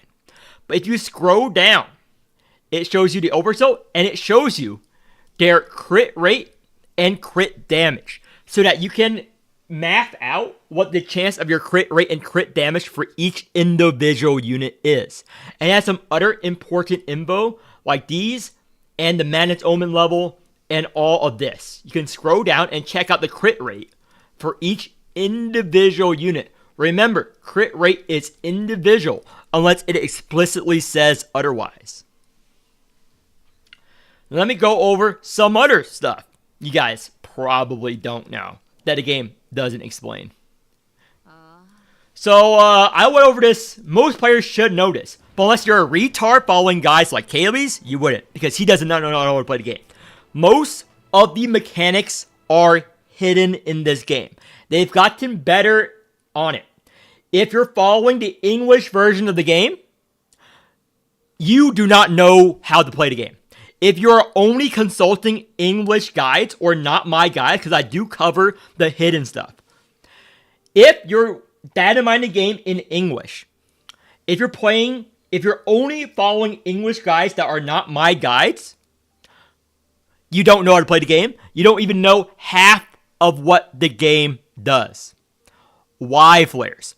Why flares? Are you just being arrogant? Yes, and because people don't know this.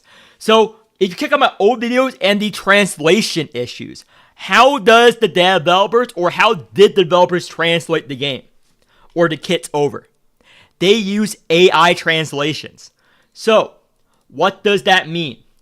For certain new units, every now and then, like Caster, they patched it. They patch this every now and then. If you look at the patch notes, you will say the issues where they fix it. So, anytime there's a particularly long text in English, the text gets cut off. Like, it doesn't even show. It shows on the cards, but not on the Enlighten effect and not on the Talent effect. So this is new compared to on launch. Like, a lot of things are new compared to on launch. That's why there's always a patch note that says, added the text, fixed the text. Why? Because the game was originally coded in Chinese. So anytime there's a new unit that comes out that does something, it's because the Chinese literally know more than you. It doesn't happen that much on Awakener, but on boss fights. On boss fights, it's pretty apparent. Because there are some bosses that are still bugged to this day that you don't know why they do what they do. The most prominent example being Protector and Fran. Now, if you fought Protector and Fran, you would notice that at times they start attacking or they stop attacking. Or that isn't explained anywhere. It's not regarding to their intentions. It's not regarding to anything. Why is that the case, players? For bosses with extremely long text describing what they do, like Fran or Protector on launch. Actually, just go through my old videos and I'll show you what I mean when I reacted to Protector. What happens is that when the AI translates from Chinese to English, it translates enough text and then it stops. It stops translating. So on a lot of the bosses, there's nothing that indicate what it does, because the AI does not carry the text over. Now, if you go on my Liz video, when the Liz boss first released, they also do synonyms, for example. I wonder if that's still the case. I'm going to go, again, I'm not editing this. Pretty bad video, but I make this every time. So, where's the Liz boss video? Is this the Liz boss? Is this the Liz? No. Whatever. When there is a Liz boss video, like a couple of months ago, her mechanic was Verdant Spring and Green Flame or Green Spark. Anyway, they mean the same thing. You will see this happen a lot on bosses, where bosses have synonyms. I think the newest boss also had that issue on launch. So when they had the key text card, it's also wrong, because the AI translated it wrong. This happens a lot. This happens a lot because they use AI translations and it's pretty low budget. And regarding about the kit, most of the kit is hidden. And there's no rhyme or reason where it's hidden, where the hidden scaling is. That's why on my guides I recommend building X or Y. It's not because the wheels do well, it's because they have hidden scaling. Quote unquote, hidden. For example, let me go over a unit 90% of players don't know because it doesn't make sense. You build crit damage on Miriam, not Alimus regen. Why? Crit damage buffs how much Alimus she gives other units, not Alimus regen. Where does it say that, players? In the Enlightens? No. Under her cards? No. In the Excel? No. You go to talent. It says it here. And this menu is only active for less than half of the Awakeners in the game if you don't count Soulforge. This is where the hidden scaling for most units is. So this is why you build crit damage on Miriam.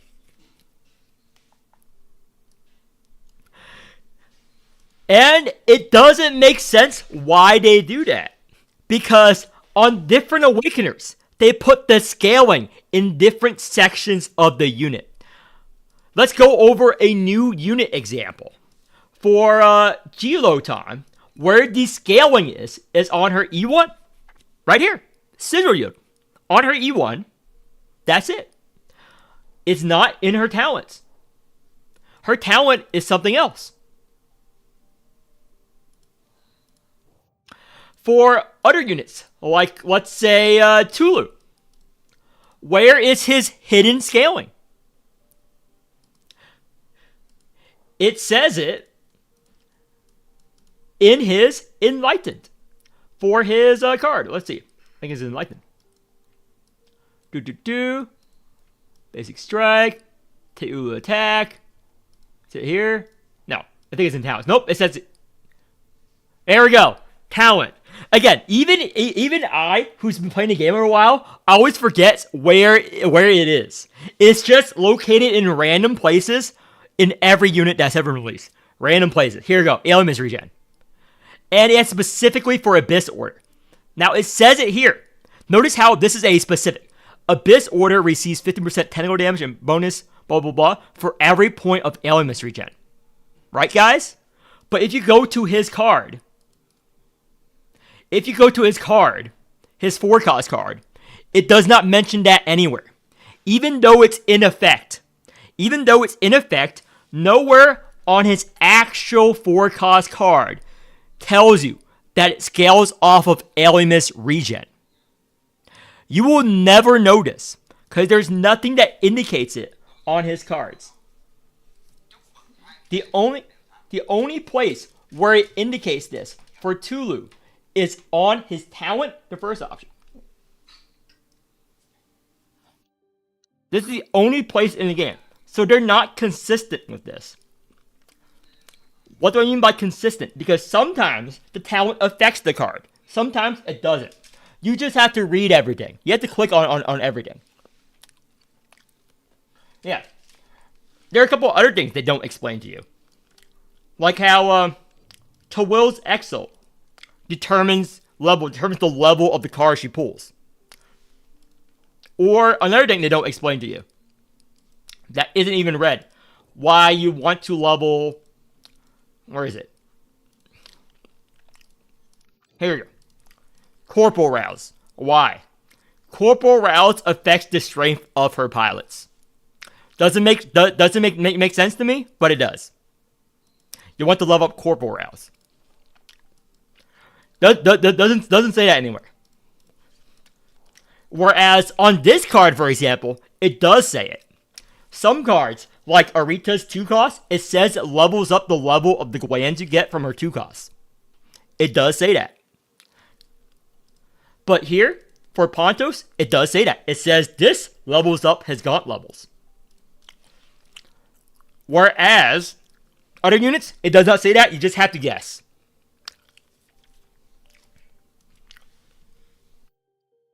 So let me go over something else, like the hidden mechanics. So here we go. Here. Most players don't know that to learn the rule sets, which I go over, you click on Astral Reigns. This is clickable. And you read the rule set of the stage. And that is present in any event stage or whatnot. And the rule sets differ for event stages. Every event stage does not use the same event rules. It uses slightly modified. But people don't care because it just uses auto. So nowhere do you know that this is clickable right here.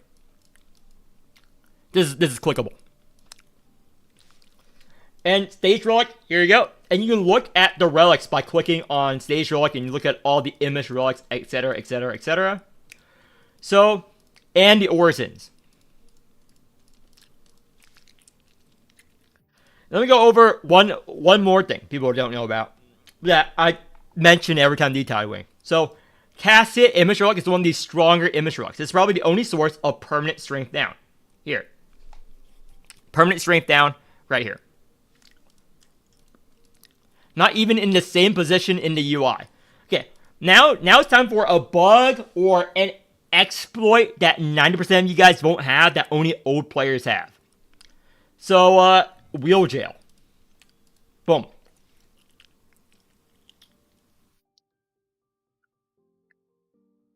This is just an annoying bug here. So, you notice how these plus 12 wheels are fully ascended, but this is not fully ascended. This is not fully ascended. This is plus 12. This is not darkened out. These are plus 12. How did you do this, players? Did you hack the game? I grandfathered it in. I grandfathered it in by owning the old plus 12 wheels, because wheel jail was even stronger back then. By owning an extra copy of the thing. So I can dismantle this and be fine. So what happens if an old grandfathered in player, if you want to know, swap to one of the already owned wheels and pull? It still converts half of the time. So I did this by accident, and I only replicated it once. I don't want to waste my pulls to showcase again. So when you pull on this, there's a bug right now.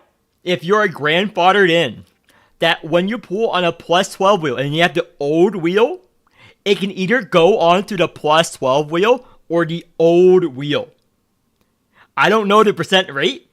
I don't know why it happens, but that's just and you would never want to do this. But yeah, it's annoying, but that's a grandfathered in bug. Okay. What else don't people know about that I should mention? What else should I mention? Dailies are fine. There's a million stuff I know that'll make for a good video. I just don't know how to present it. There's like a million intricate things, like weird bugs and stuff, like such as the corrosion going through some bones and not others. G Murphy sacrifice, the thing. I already went over in a bunch of videos. Oh yeah, the baby thing. Oh yeah, people don't know about this. Yeah, people don't know about this. So let me go in here. Let me go in here and let me grab door scene. Let me bump this down to alert 1. Ashley alert 3. Here we go. There's another Carol Realm trick. Or, not a trick, but you should know this. I showcases a bunch of D-types, and every person I coach was like, I didn't know this. Like, 100% of the people I've coached does not know this for some reason. I don't know why. I think it should have been easy. But, and during here. I'm gonna showcase you something. Most people don't know. So, and do this. Every time you finish a capture. Yeah, I did mention that in video. I'll mention that in a second. I'll mention that. Good point. It's been a while since I do that. Don't get it. Yeah. Do this. Do this. Do this. Okay. Let me start with this. So, you know that like before you end a battle, you typically want to feed a baby to get alienness on Awakeners for the next battle, right? What people don't know is that... Oh, wait. I need to wait another turn. I need to wait another turn. I need to wait another turn. Sorry, I need to wait another turn. Some of you guys are experienced enough or watch my stream enough to know what I'm going to do here. But, strike. And Dirge. Okay, just kill well Exalt. Here we go. So what happens is, if you don't get rid of the babies, what happens to them? If you kill everything and end the exploration, the babies get Convertus into Furnace. Into Furnace. So that's a thing most players don't know about. I mean, I don't know how they don't know about, but yeah. Most players learn it when I coach them. Also shows the Tide Awakener is what I recommend. It's in their talents in case you don't know. Yep. So, end of chapter packages. You don't want to, if you're poor, you don't want to push hard mode or story chapters ASAP. You want to wait until you have money to buy the time-limited FOMO chapters. When you complete a chapter, there's a FOMO package where you have to buy within like 2 days. That is the best value per your book packages in the game, but at a 2-day exploration rate. Once it's gone, you can never get it again. It's very annoying, but yeah, if you don't have the money, do not finish a story chapter. That's something you should know. Oh yeah, another thing where you can add whale carries. You can add whale carries without... This is a new thing that's been shown to me, but I don't really use that. I don't really borrow that much. So if you do this, and it was here, favorite.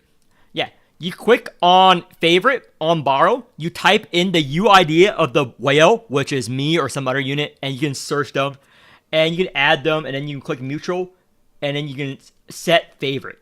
After you search them on the search bar, and that will let you borrow their unit without them adding you back. So that's something you should take note of. Another thing is that people don't buy posses, even though it says it. I did mention this in Arc 2 rules. In Arc 2 rules, every posse you own, you get 1% stronger. Where does it say that? It's hidden all the way here. Yeah, it's pretty hidden. Archive mark. For every esoteric research, occult research, 1, increase it by 1%. So every posse you own up to 50 increases the strength of your team and your relics by 1%. So in case you're wondering why my relics, again, I did it on my Pikmin video. On my Pikmin video, I showcase it. You're wondering why the values are higher? Because I have more posses, I have more account level than you. It buffs the relics. That's why some relics, which are not buffed by numbers, like let's say this, is good across all investment levels. These relics are not affected, but relics like this, which heals or gains you strength, is affected by how many posses you own and what your account level is. That is relatively hidden. Now, where do you see your stat on that besides counting? You go to team lineup, team info. Yeah, I bet you didn't know you can click on team info. Did you? No one clicks here. You go here. It's under for forbidden lore. Because it's secret tech.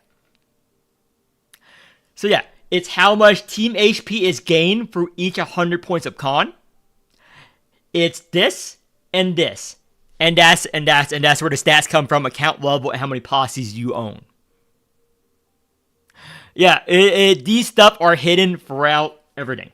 And you can also click this to click on how useless Realm Mastery is. It's so bad. It's so bad scaling. You don't have to be a fucking rocket scientist to know how bad this is. To just read and see how bad this is. But yeah, it's just under here, Realm Mastery, we're good. I'll just check on Damage Amp, Sigil. Yo, this is all relatively simple, but Forbidden Lore is what you have to contend with. So, let's go into something else people don't know about.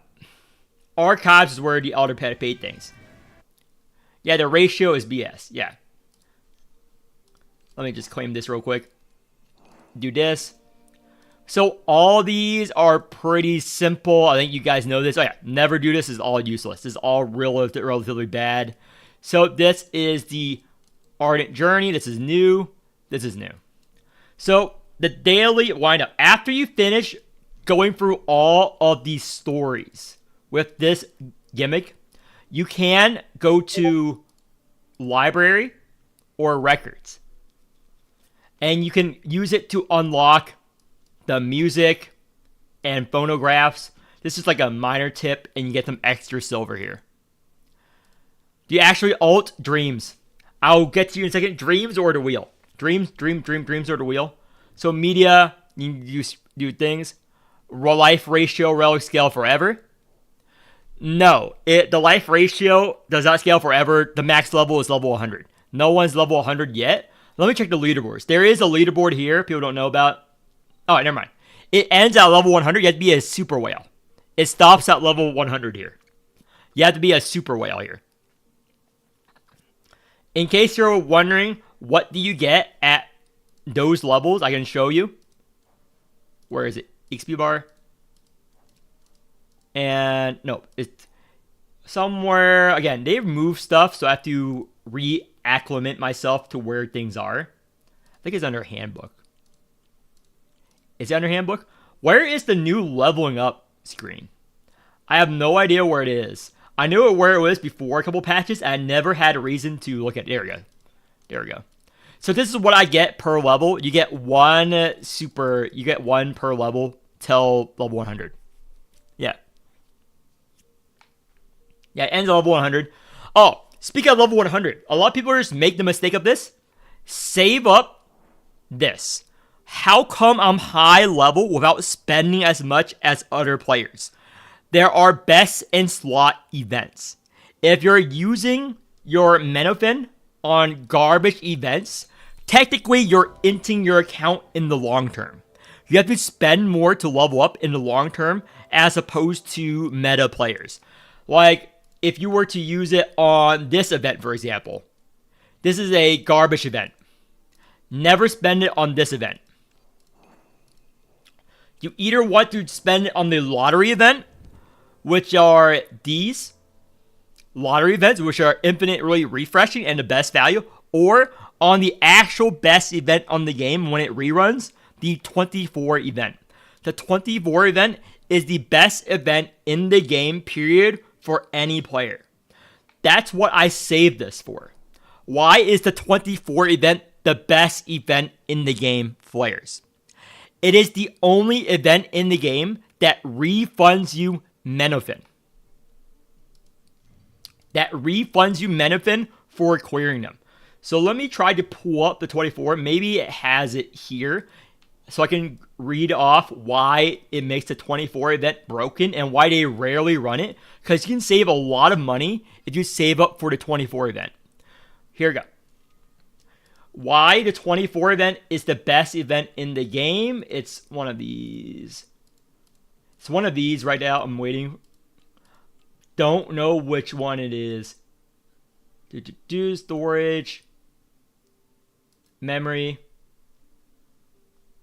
There we go. This is why the 24 event is broken and why they rarely rerun it.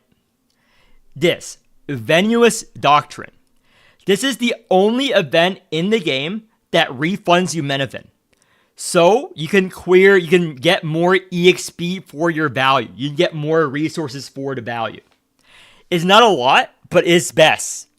So this is most efficient. So it's like you have 20% more energy or whatever the percentage is. It's the best event in the game because of this.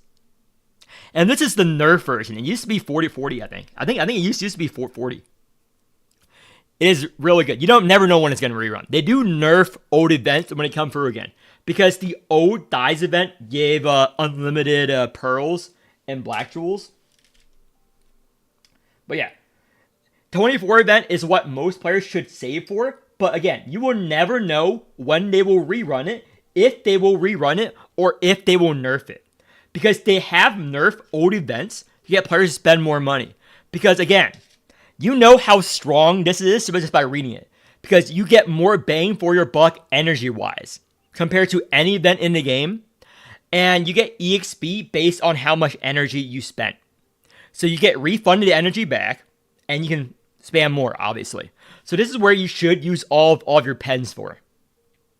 But again, whether they will ever run 24 event again, I don't know. But if you hoard up your Menafin, you can get a big buff. I will answer you in a second, Castus. I am recording a video right now. I'm sorry. I'll get you a second. People in the comments can answer you. But what else don't people know? PvP? Oh yeah, the win trading. Just to watch my win trading video. I don't need to go over it. The win trading there. You can win trade there. I'm too lazy to win trade. So, the skins, all this. I have the cash shop section in my guide already. I have this already. I don't think I need to explain any of this. Oh yeah, pens. The most efficient source of pens besides Battle Pass for your Covenants is in the Menafin selector. Here. This is the best source of pens per your money in the game right here. Right here. In Sheaf Supply, this is 900 pens over 30 days. So it's quite good for new players. I don't buy this anymore because I don't need the extra energy at all. I don't need the extra pens either. So I save up my cash. But if you're a new player, this is decent. 4 pens. And oh yeah, speaking of pens and crafting, since I've coached like 5 or 6 players who did not know this, let me go to this. So how do you get more pens? So the 2 covenants. Let me make a random shit. Enhance.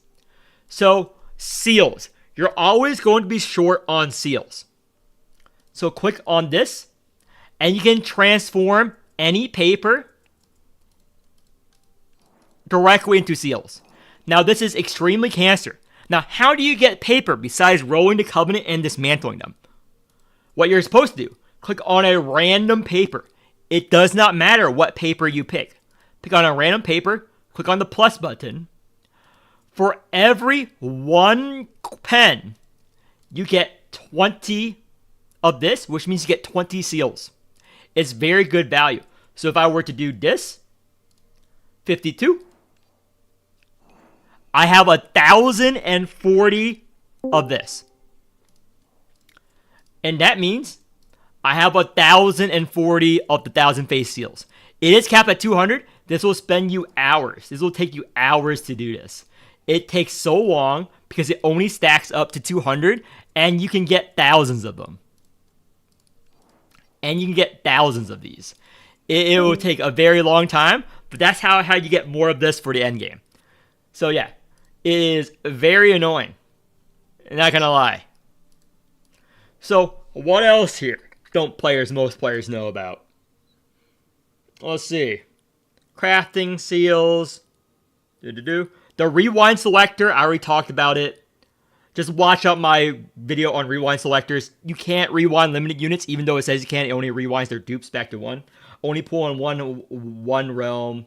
If you pull on multiple realms, your count is bricked. Pull on one realm so you can get those selectors for standard.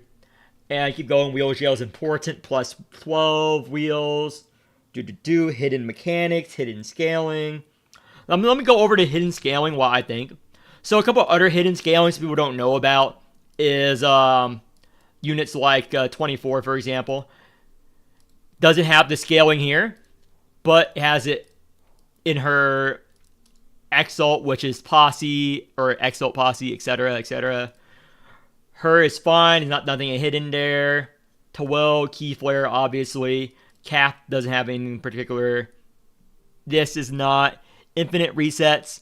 Yeah, 10 out of 10. Oh, wait a minute. Oh, yeah, this is pretty important. Talents. Soulforge. This you buy out every week. Efficiently, most players, if they're dog shit, will tell you to convert gold into dream shards. Don't do this.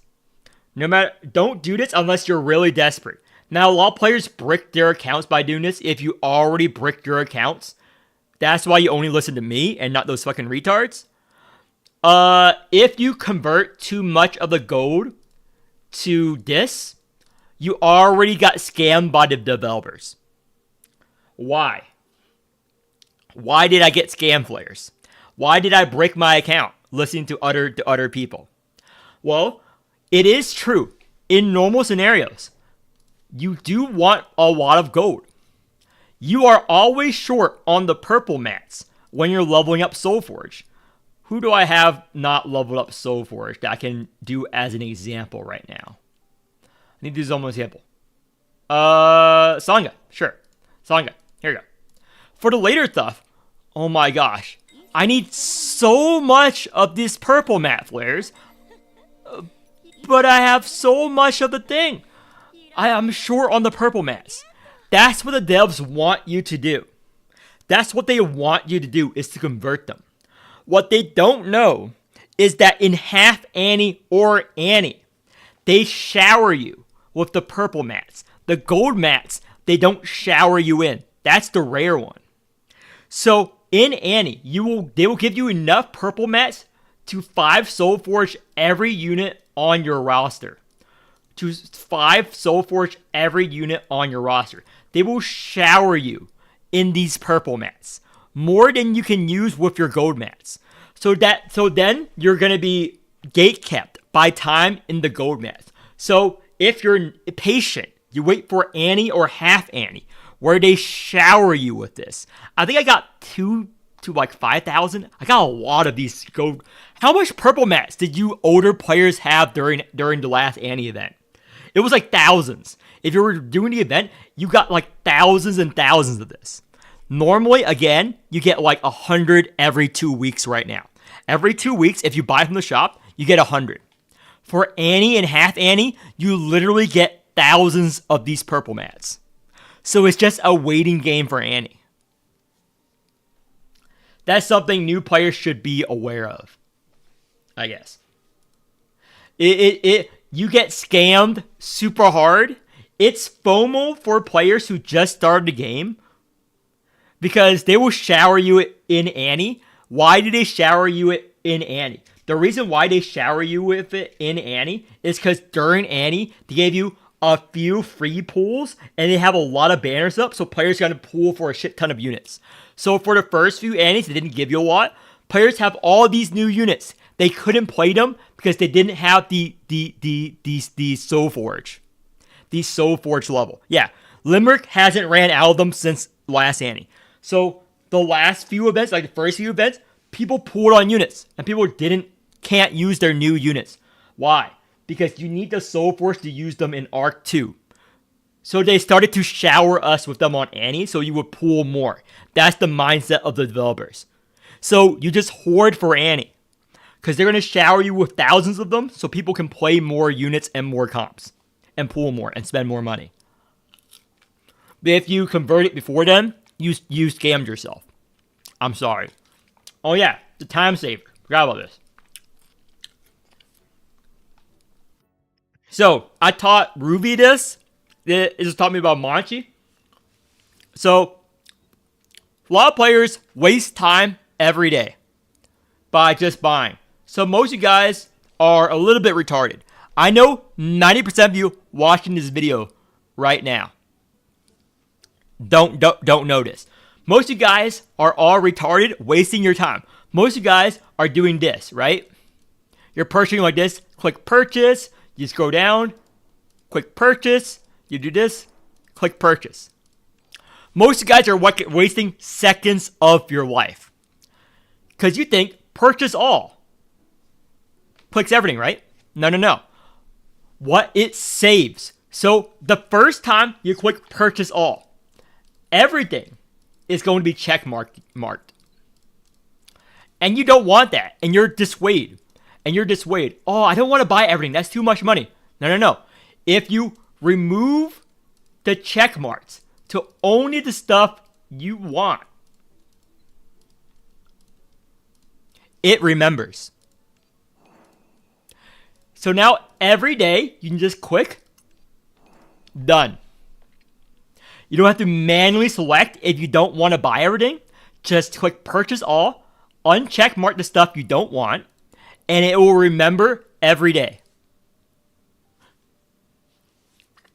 So that's a few second time saver for most of you guys, I guess. Let me convert this. Yeah, I bet a lot of you don't know that. I mean, I didn't even know that until it was pointed out to me. I used to manually buy it because I was like, I don't want to buy everything. There's nothing in the game that indicates that it's saved. Because I foolishly thought, oh, it's purchase all. No, it just saves the memory. So yeah, that's pretty annoying in my book. What else here? Covenants. Yeah, you can also refresh it. Wait, you don't know that either? Yeah, you can refresh it 5 times a day with the refresh button. Yeah, refresh it 5 times a day with the refresh button. Yeah. So, I guess another thing. ECOGs. If you're a bad player like Kaylee, or if you're retarded. Oh, I would talk about G Ramona in a second here. No idea about it either. A lot of veteran players had no idea about this. I did not know about this until someone else pointed it out to me. There's nothing in my mind that would tell me that that's saved. I had no idea either until it was pointed out to me by Manchi. So, your ECOGs. This is for really bad players like Kaylee. So, you notice how, where you go? ECOGs. 5 out of 5, right? You can only stack up to 5. That is true. And you refresh 1 ECOG a day. Now, if you're retarded, you can save up ECOG. Because every month, when this refreshes, this also refresh. And buying it from here, you can stack ECOG above 5. So if you're super retarded and there's a very hard stage, I guess you just save up 100 ECOGs if you're playing one of Kaylee's comps to use 100 ECOGs during a boss battle. I guess. That's a small trick you can do. You can overstack ECOG by just buying it from the shop there, as long as you over every month. And you can overstack your ECOG. I don't know who this is useful for besides retards, but yeah, base Ramona is still good. Yeah. So let me talk about G Ramona. Now, a lot of you guys will notice that I mentioned this in my beginner video too. You don't need G Ramona. G Ramona is a niche pick, 90% of the time, you're going to use base Ramona. Why is this the case? I mentioned this in every video that anyone asked this question. Because in the endgame mode, it is a dumbass decision by the developers. Everyone can agree that. It's a dumbass decision by the developers. So let me do. Boom. You can only use one. You can only use one of them. If you use G Ramona, you cannot use base Ramona in D-Tide. So let me just do this real quick. Alert 1 to show you. First off, you're going to pick one. So it does that increase your D-Tide team potential. Let me just play cards randomly here.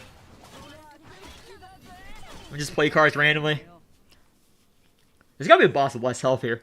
I probably should have just picked the caster Dorsine. This is where I use the caster Dorsine here.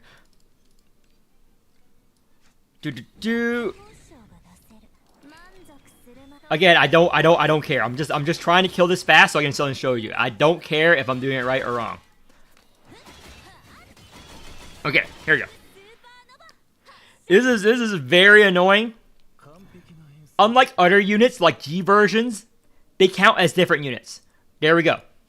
I cleared on G Ramona. Now I cannot use base Ramona either in the endgame mode. So you can only use one of them. I think it's dumb. They're two different units. But base Ramona is good enough. Getting G Ramona does not open up another team. You either use one or the other. So for most players, it's not worth getting the 60 standard pools for a G Ramona as opposed to progressing in wheel jail or grabbing more and more units. Most players, unless you're very advanced in the game, she is good on a few end game comps. But base Ramona is easier to use, and you're going to use one anyway.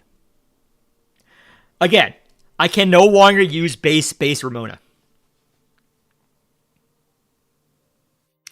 Whereas for G units, they're their own characters. You can use them. Yeah, it is so dumb, the game decision there. They're literally different units. Just let me use both of them in the endgame mode. You can't even use both of them on the same team. So yeah, that should be able to answer your question whether you should pull for her or not, or waste pools for her. If you really like to play the G Ramona, just borrow one and see if you like her enough to use it. Because if you use her, you cannot use base Ramona.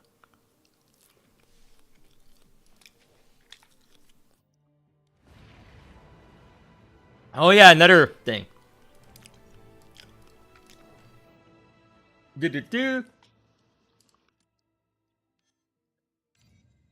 And my gellet. Where's my gellet there?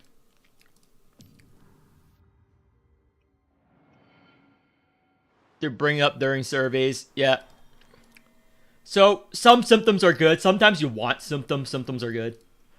Unless you're a dumbass, you think all symptoms are bad. Some symptoms are actually good. They don't balance that really well. So Snarl's on. So wait, let me restart this. Snarl's on. Okay, what's this? Okay, Crimson Shackle. 1. Crit.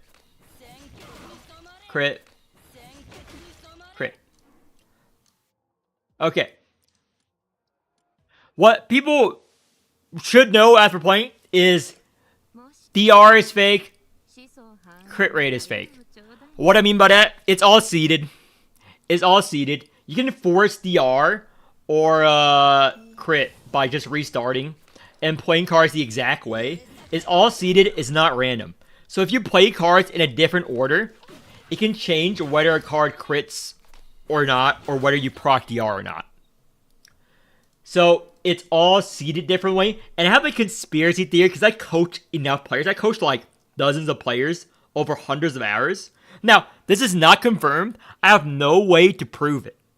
But I have a sneaking suspicion that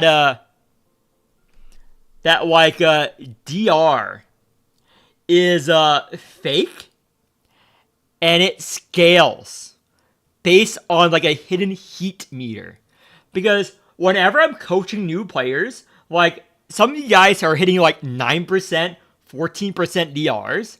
Like when it's like 14 turns in, when a boss is about to die, if it dies next turn and you need that 14% DR, I'm like, it's over.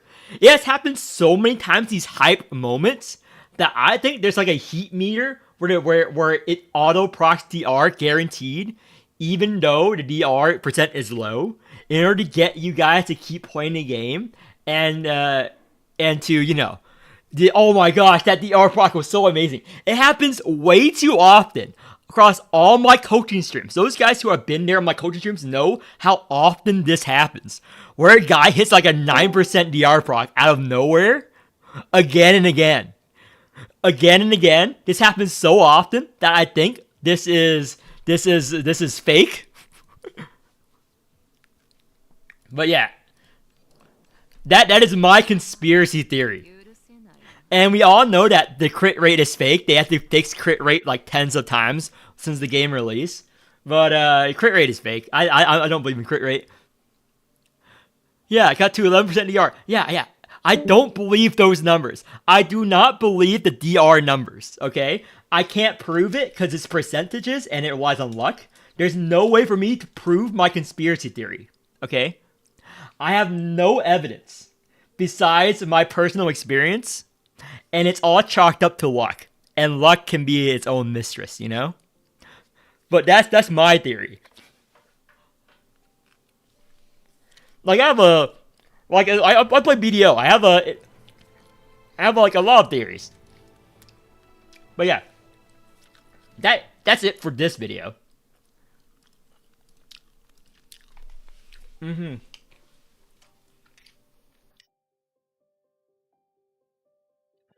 Okay, what questions do you want answered for end stream? I'm ending stream in like 10, 20 minutes though. Let me keep eating.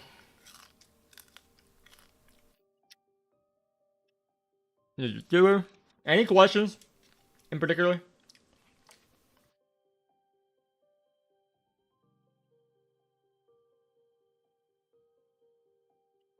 I'll answer questions now or go over account reviews real quick. I can't run you through for a D-Tide.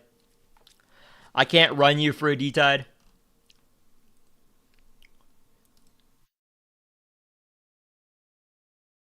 There's another E girl. It is. Ignore it.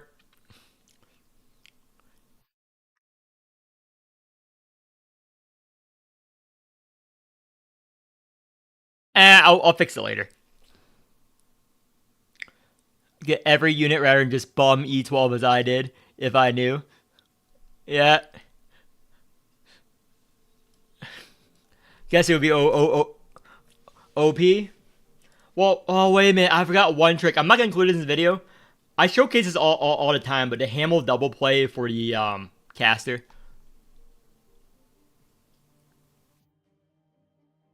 Or 5 EO impossible. OP unit do you recommend pulling for? Oh, it's possible. I literally help an account level 50 unit. Okay, actually, I do one run. I can show you guys it's possible here. So join the Discord and start streaming. I can just I can just make a quick alert 5 team for you right now with a whale carry. It's possible. Just look at my old videos. It's possible. I helped someone with level 58 do 3 alert 5s back to back.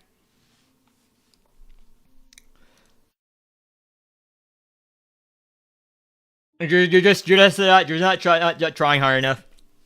You can at least do 1 alert 5. You can do at least 1 or 2 alert 5s. That level. It depends on the boss. Yes, it depends on the boss. Obviously, you can't do alert 5s here, but you can also obviously borrow a Gmer if you do it here. Okay, just stream. Yeah, you need to exploit the hell. Exploit the hell. Actually, I'm going to show you an example about knowing how to play the game. About knowing how to play the game. Actually, it just depends on the boss. Let me scroll down. Because some people are so retarded here. Hold up. Before I get started, let me show you an example of knowing how to play a game. This is on bosses. Every boss can have an exploit team. It's more about knowing what bosses to run teams on. Where is it? Sorry, I have so many videos.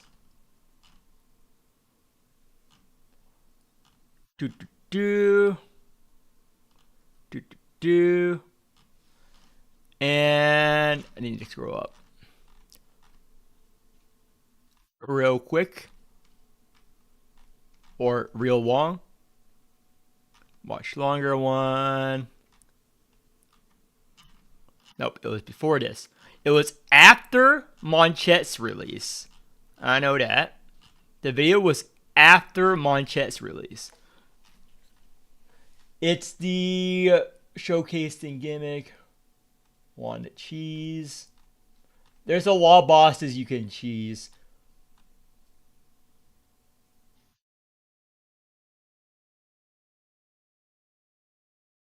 Easy blue ring. Nope. Nope. Where's the Arita video where I showcase? People remember where I showcased level 1 Arita clearing alert 5 by abusing it? Oh, here I found it. Never mind, I found it. Okay.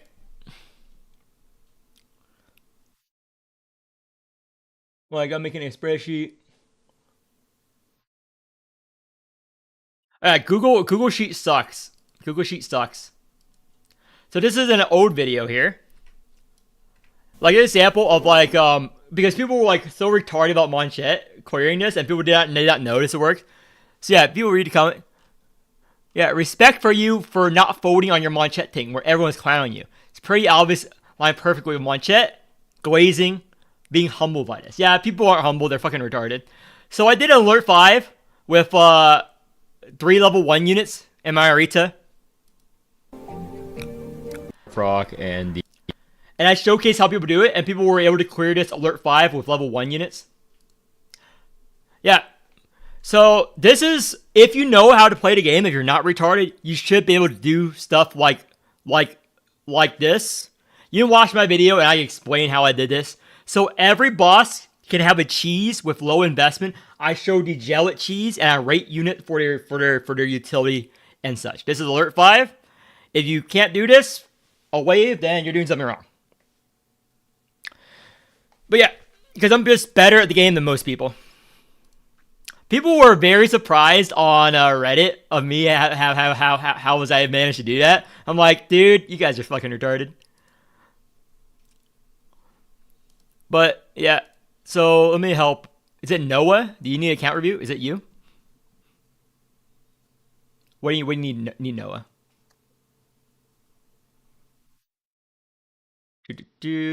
Let me open this up. And nope, let me change this. I'm setting up, guys. Boom, there we go. Okay, wave 1 next. Alert 5. This is better than Kaylee already. Again, you don't need that wailed out.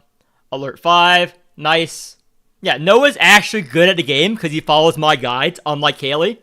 Because he can do alert 5 without the plus 12 bullshit. So next.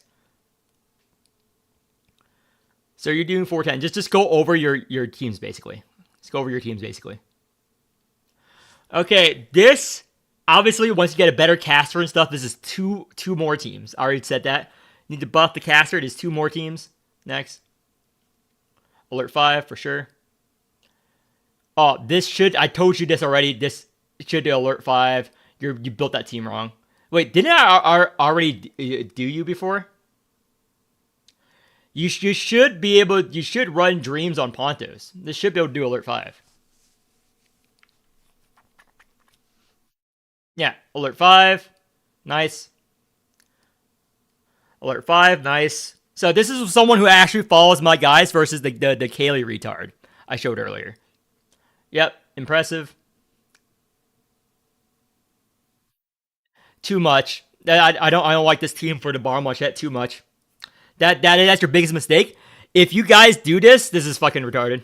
It's too much. You're using 2 SSS class supports to support 1 whale carry. That's why Munchet's a trash unit. If you ever use 2 S class supports, you could have built more teams at that point. That's just inoptimal for D-Tide. That's just not optimal. But yeah, you don't have units left. I'm aware of that. So you would, for example, remove have Hamel support your Twill alert 5 later when you have more levels on your Twill, and you build that out. You build that team out, or you have Hamel with your caster, and you make that its own separate alert 5 team. So that's 2 more teams, and you would remove the Pikmin and Dyes from that and borrow not Munchet. You would borrow, let's say, a caster or basically a caster. Caster's one of the units, or caster or calf. You borrow a caster or calf because you can use three shitters. So you use it and you buff up the caster more levels, and you clear alert 5 of this. Just stall caster. Next.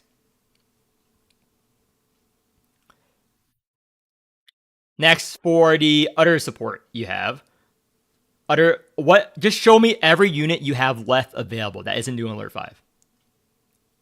Yeah. So you have a Gellet team already, or yes or no? You may make a Gellet team for Dyes, basically. You make a Gellet team for Dyes, basically. Yeah, Gellet team Dyes, easy. Calf team alert 5, easy. Yeah. This guy's account set up for doing 425. He just needs to pull on Gellet. He just needs to pull on Gaff. He just needs to pull on Caster. That's like 3 alert 5 teams right there, with the supports he has left. With the supports he has left is enough for a 425 account. Quite easy.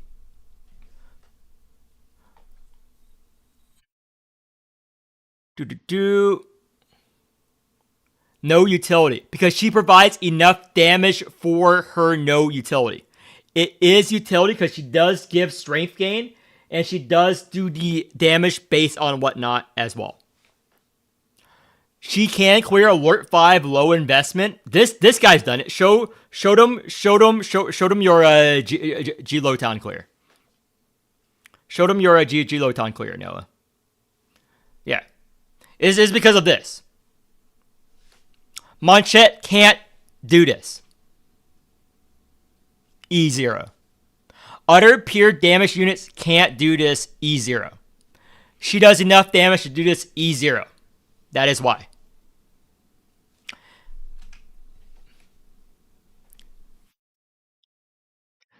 Munchet Pollux does not do enough damage for having no utility. So yeah. So back out. So who else here? You. Yeah. Yeah. Noah's clears are always impressive. I'm not against him. So anything else before I end the stream? So I gotta go. Was 2DR proc 70%. True. But at least it's not 5 DR procs like Kaylee. Is it as bad as 9 DR procs? Is that as bad as some of the other people I see playing the game?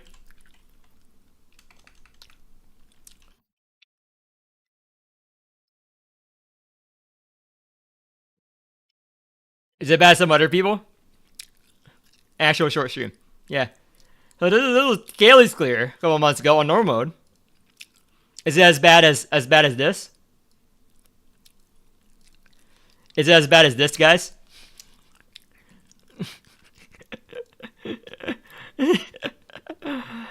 Oh, is it as bad as this?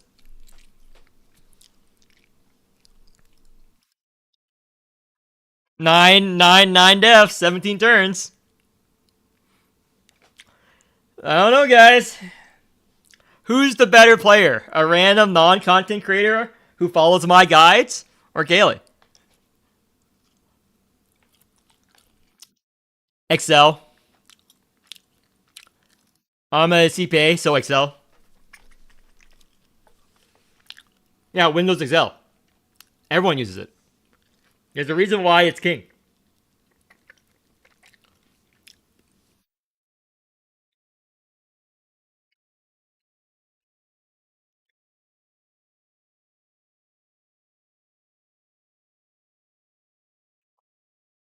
Okay, I'm ending the stream right now, and I'm going to quickly edit those videos and release them throughout the week.